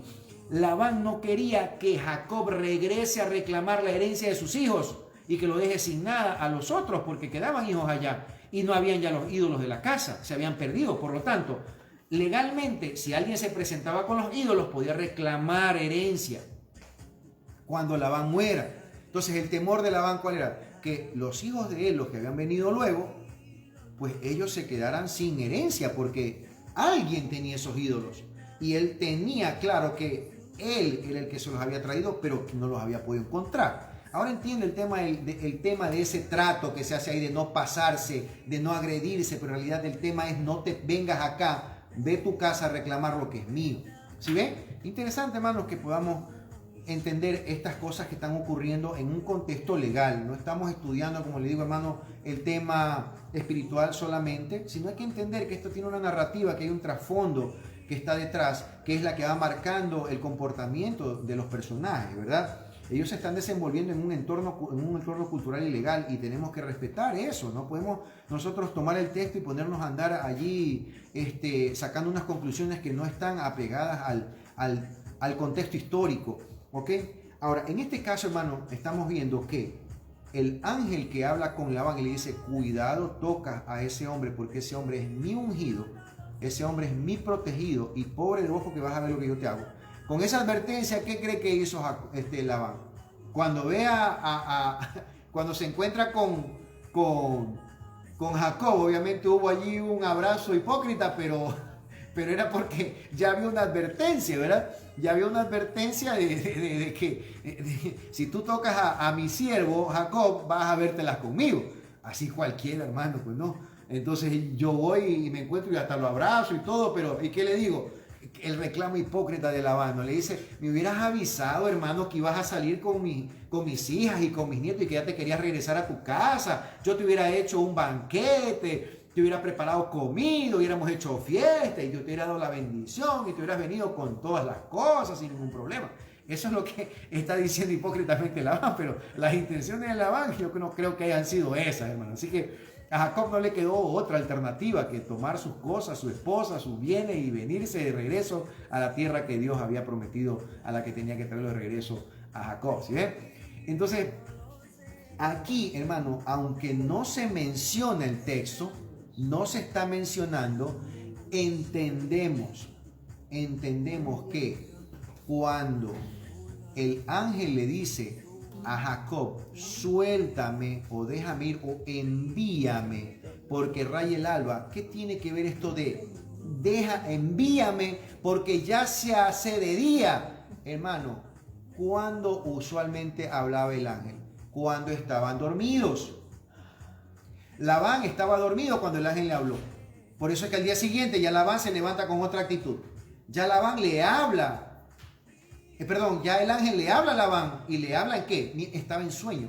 Entonces, ¿por qué acá el ángel quiere desatarse rápido de Jacob al punto de que tuvo que dislocarle el muslo? Porque, hermano, ya se despertaba Esaú. ¿Se da cuenta? Esaú se estaba despertando. O sea, ya era hora de levantarse. Entonces, ¿quién tenía que hablar con Esaú? Ese ángel que estaba batallando con Jacob era el ángel que tenía que llevarle el mensaje a Esaú de que no podía tocar a Jacob. Entonces, ¿qué estamos entendiendo? Que no fue esa batalla la que cambió el ánimo de Esaú. Esaú tenía la intención seria de matarlo. Tampoco fueron las ofrendas. ¿Sí ven? No fueron las ofrendas, hermano, que le envió tres tributos, uno a continuación de otro, lo que cambiaron el corazón de Esaú. Lo que cambió el corazón de Esaú, hermano, fue la advertencia seria que tiene que haberle hecho este ángel a Esaú, la misma que le hizo a Labán, porque ya hay un precedente legal. Si se da cuenta, hay un precedente legal. Yo no me estoy inventando esto. ¿Ok? Hay un precedente legal en donde el ángel habla con Labán, una persona que tiene las mismas intenciones que tiene Esaú. Matarlo si puede. ¿Ok? Se le viene trayendo los ídolos. El otro le quita la primogenitura y se le lleva la bendición. Entonces, ¿qué hace cambiar a un hombre que le ha puesto a su hijo, que le ha puesto a su tierra, que le ha puesto a la capital de la ciudad donde él vive? Todo lo que nos perjudicó el hermano y que viene con 400 hombres. ¿Qué lo hace cambiar de opinión? De alguna manera, la lucha que tiene Jacob con el ángel efectivamente fue una lucha por una bendición. Pero el ángel tenía una misión: resguardar a Jacob de la furia de su hermano. Por eso es que él tenía que irse antes de que amanezca, porque tenía que llevarle un mensaje a Esaú mientras estaba dormido. porque si no se hubiera levantado Esaú y el ángel no hubiera podido hablar con él, hubiera tenido que presentarse de otra manera, ¿verdad? Pero eso es lo que hace que de repente ahora Esaú, así como Labán, se encuentre con su hermano y se abracen y se den pues palmaditas y que sorprenden a Jacob de alguna manera, porque Jacob esperaba que su hermano ataque a sus hijos, ataque a sus esposas y destruya su herencia, ¿verdad? Y se lleve todo lo que le pertenecía. Así que, hermanos, vamos viendo cómo se va desarrollando esta historia, que hacen que de alguna manera tengan sentido lo que estamos estudiando. Ahora, obviamente, como digo yo, pueden haber otras interpretaciones y son pues muy válidas también. Hay interpretaciones que uno estudia y vaya que parecen que también son aceptables. No digo que no son aceptables, no, que esta que dijo Alex, esta es como digo, este es el mensaje y no hay otro. No, hermano, podría yo estar equivocado, podría haber otro mensaje, pero leyendo el contexto bíblico que tenemos delante, el texto bíblico que tenemos delante, es bastante seguro poder hacer esta afirmación, ¿verdad? Es bastante seguro poder hacer la afirmación, puesto que el mérito, ¿a quién se lo estamos dando? Al Eterno, hermano. Si no, el mérito sería de la ofrenda. El mérito sería de la fuerza de Jacob. No, hermano, no es la fuerza de Jacob ni es el mérito del tributo. No es cuánto le ofreció a Esaú. Pudo haberse despojado de todos sus bienes. El tema no fue ese. El tema es que el ángel venía con un mensaje porque había un compromiso del Eterno con Jacob, que era protegerlo. ¿Sí ve? Entonces Dios está cumpliendo su palabra, pero Dios envía un ángel para que haga esa misión de ¿qué? De advertirle a los que tenían una intención de matar a Jacob, de que tengan mucho cuidado con lo que iban a hacer, puesto que Jacob era un protegido de ese Dios. Y vaya que Esaú conocía a ese Dios. No es que Esaú no conocía al Dios de Abraham y al Dios de su papá. Esaú lo conocía muy bien. Y eso es lo que hace que Esaú, vean, de repente, hermano, aparece como una mansa paloma al día siguiente, hermanos. Entiendan que esto pasa justo al día siguiente. Y eso es lo que lo hace cambiar de opinión a Esaú. La historia no lo narra, hermanos. Usted dice, bueno, ¿y pero dónde dice eso? La historia no lo narra, pero es que está implícito en esta historia. Está implícito que la intervención fue divina, que la intervención no fue la de la ofrenda. ¿Ya? ¿Ok? Porque no había ofrenda que iba a satisfacer la ira de Abraham, de Esaú. ¿Sí ven? No había manera de satisfacer la ira de Esaú. Alguien tenía que interceder. Ahora esto sí lo podemos espiritualizar, hermano. ¿Quién puede satisfacer la ira de Dios? ¿Acaso sus obras, su ofrenda van a satisfacer en el día de juicio la ofrenda de Dios? Perdón, la ofrenda suya. No. ¿Qué es lo único que va a satisfacer o qué es el único que puede intervenir en esa ira? ¿Quién es el único que puede calmar esa ira? Un intercesor. Ahí hay un enviado que tiene que actuar para calmar la ira que se viene contra ¿quién? Contra Israel. ¿Sí ve el mensaje? ¿Entiende lo que le quiero decir? Por eso es que entendemos claramente aquí que hay una intervención divina para cambiar el ánimo de Jacob, de Esaú, puesto que Esaú está reflejando al Eterno en ese momento. Hay una ira incontenida de Esaú. ¿Por qué? Por el pecado, en este caso del hombre. Hay una ira de Dios contra el hombre por el pecado, ¿sí? Porque saben que el honor del padre ha sido lastimado. Lo que vemos luego en el honor de Dina, en el honor de Jacob. El honor de Jacob también es lastimado. Y eso tal vez no alcancemos, hermanos, por cuestiones de tiempo. Pero esa historia de Dina es fascinante, puesto que es una historia que se da en el contexto de honor y vergüenza, que lo estudiamos mucho con Rico Cortés, como maestro nuestro, estudiamos mucho el tema de honor y vergüenza y eso nos permite entender qué es lo que está ocurriendo culturalmente aquí. Cuando el honor en el contexto de Medio Oriente es lastimado, eso trae muerte. ¿Ok? Por ejemplo, cuando Adán y Eva pecan en el jardín, el honor de Dios fue lastimado. ¿Cuál fue la reacción de Dios contra Adán y Eva? Muerte. Ok, acá, en la historia de Dina, el honor de Jacob es lastimado y los hermanos reaccionan y matan a todo Siquem con todo el pueblo. ¿Por qué? Porque era una cuestión de honor. El honor fue lastimado. No importó el acuerdo al que llegó Jacob con el padre y con el chico que luego quiso casarse con la hija. No, ya eso ya fue tarde. Definitivamente el honor de este hombre, de esta familia, acuérdense que es un tema familiar, el honor de la familia, por eso está hablando que mancilló nuestro nombre, nuestro honor, merecen la muerte. ¿Ok? ¿Cómo están reaccionando ellos?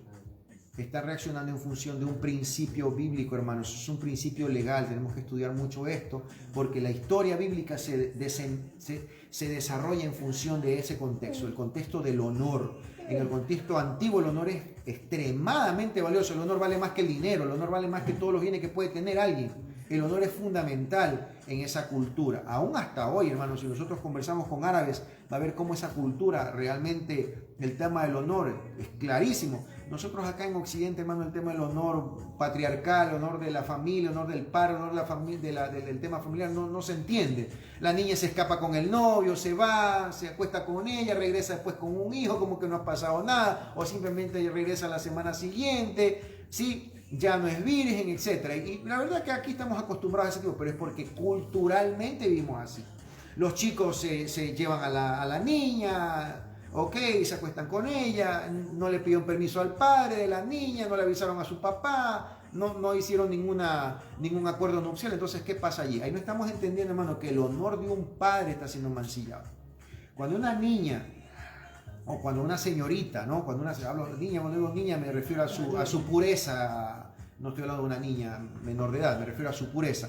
Cuando una señorita, hermanos, es tomada por un varón, ok, y ella pierde su pureza, ¿verdad? Le entrega su pureza a esta persona sin el consentimiento del padre de la niña, de la señorita. Entonces el honor de la casa está siendo mancillado. El honor del padre está siendo avergonzado. Entonces él es avergonzado. Pero eso aquí no lo entendemos culturalmente. Mas en la Biblia, hermanos, ese es el tema central. El hecho de que el honor del Eterno haya sido avergonzado y el honor del Eterno haya sido deshonrado, de que el Padre haya sido deshonrado, es lo que trajo, ¿qué cosa? Sentencia de muerte, porque Dios no puede ser burlado, Dios no puede ser deshonrado, el honor de Dios no puede ser mancillado.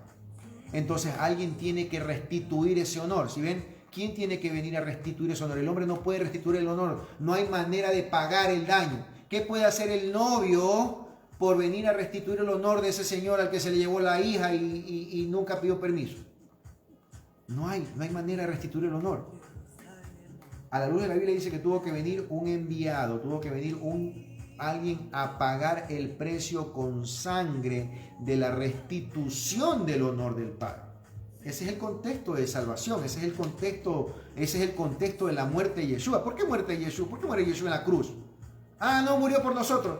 Hermano, no seamos por demás tan cortos, hermano, tan cortos de entendimiento. Yeshua no muere necesariamente por nosotros. Es verdad que nos beneficiamos de su muerte, pero en realidad Él muere por restituir el honor de su Padre que ha sido mancillado. ¿Ahora entiende por qué Él muere? Sí, Él tiene que restituir el honor de su Padre que fue deshonrado, fue burlado. ¿Sí? Alguien se burló de Él. ¿Quiénes se burlaron de Él? Su creación se burló de Él. ¿Sí? Tanto el Satán como Adán y Eva se burlaron de Dios y lo deshonraron. Y Dios obviamente actúa. ¿Cuál fue la actuación de Él? Desterrarlos del jardín, desterrarlos del Edén, mandarlos a vivir a su propia suerte, porque eso es lo que quisieron, ¿verdad? Pero Dios en su infinita misericordia, afortunadamente para su creación, Él tenía a un hijo que podía restituir el honor mancillado del Padre. Ahora entiende el contexto. Si usted lee la historia divina, usted va a ver precisamente esto que le estoy hablando. Así que, hermanos, creo que capítulo 33 hasta donde vamos a llegar, ya realmente se nos está haciendo tarde. No he querido pasarme de la hora esta vez. Hay más temas, como dije, el tema de Dina es un tema muy importante que se tiene que leer así y entenderlo en ese contexto. Lo podemos estudiar en algún momento y continuar con nuestros estudios nuestros estudios de cada semana. Pero como la intención, hermanos, no es poder cubrir todo, sino poder dejar una pequeña introducción que nos permite ir entendiendo mejor la escritura bíblica en el contexto, como les dije, en el contexto legal, que es el que yo estudio. Yo estudio derecho bíblico, a mí me fascina el estudio del derecho bíblico, el derecho, la jurisprudencia bíblica, me encanta.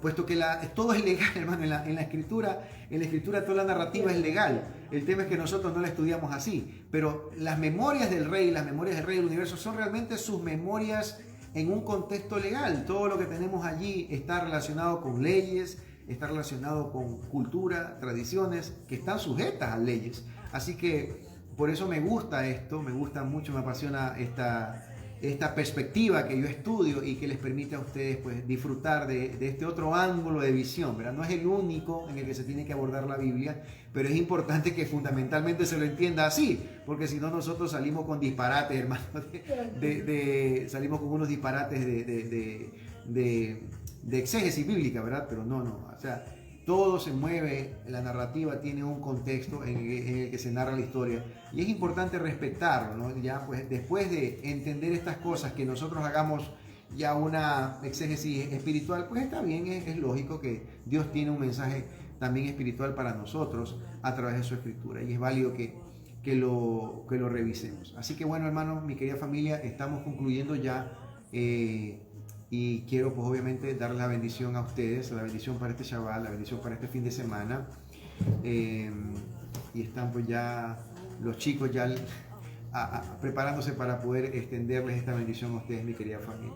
Así que si pueden venir un momentito, estamos ya casi listos por aquí.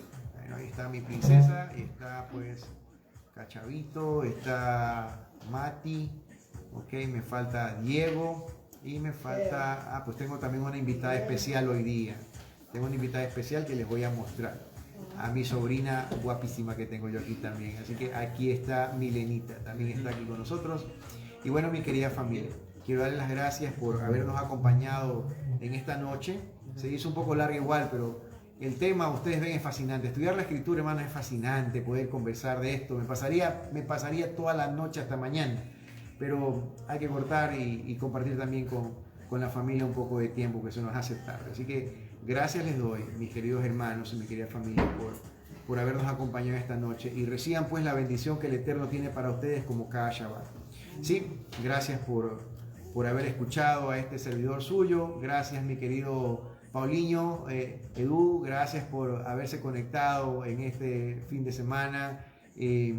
Y haber disfrutado de esta compañía con nosotros, ¿sí? Y bien, dice Números 6, 24, 27. Familia, ponga al pie de esta pantalla a sus hijos si los tiene cerca. Que reciban la bendición que el Eterno tiene para ellos, ¿ok?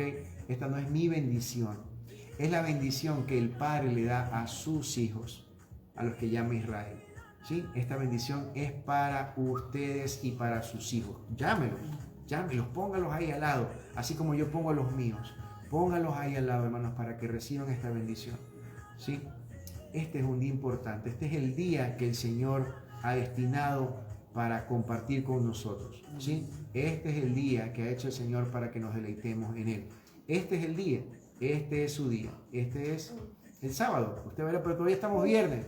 Para Dios esto ya es sábado. Revisemos nuevamente un calendario y vamos a darnos cuenta que Dios cuenta las cosas de manera diferente, ¿sí? Así que para Él ya es el día de reposo. Así que agradezco mucho, familia, por estar acompañándonos en esta noche y reciban pues la bendición que el Eterno tiene para ustedes.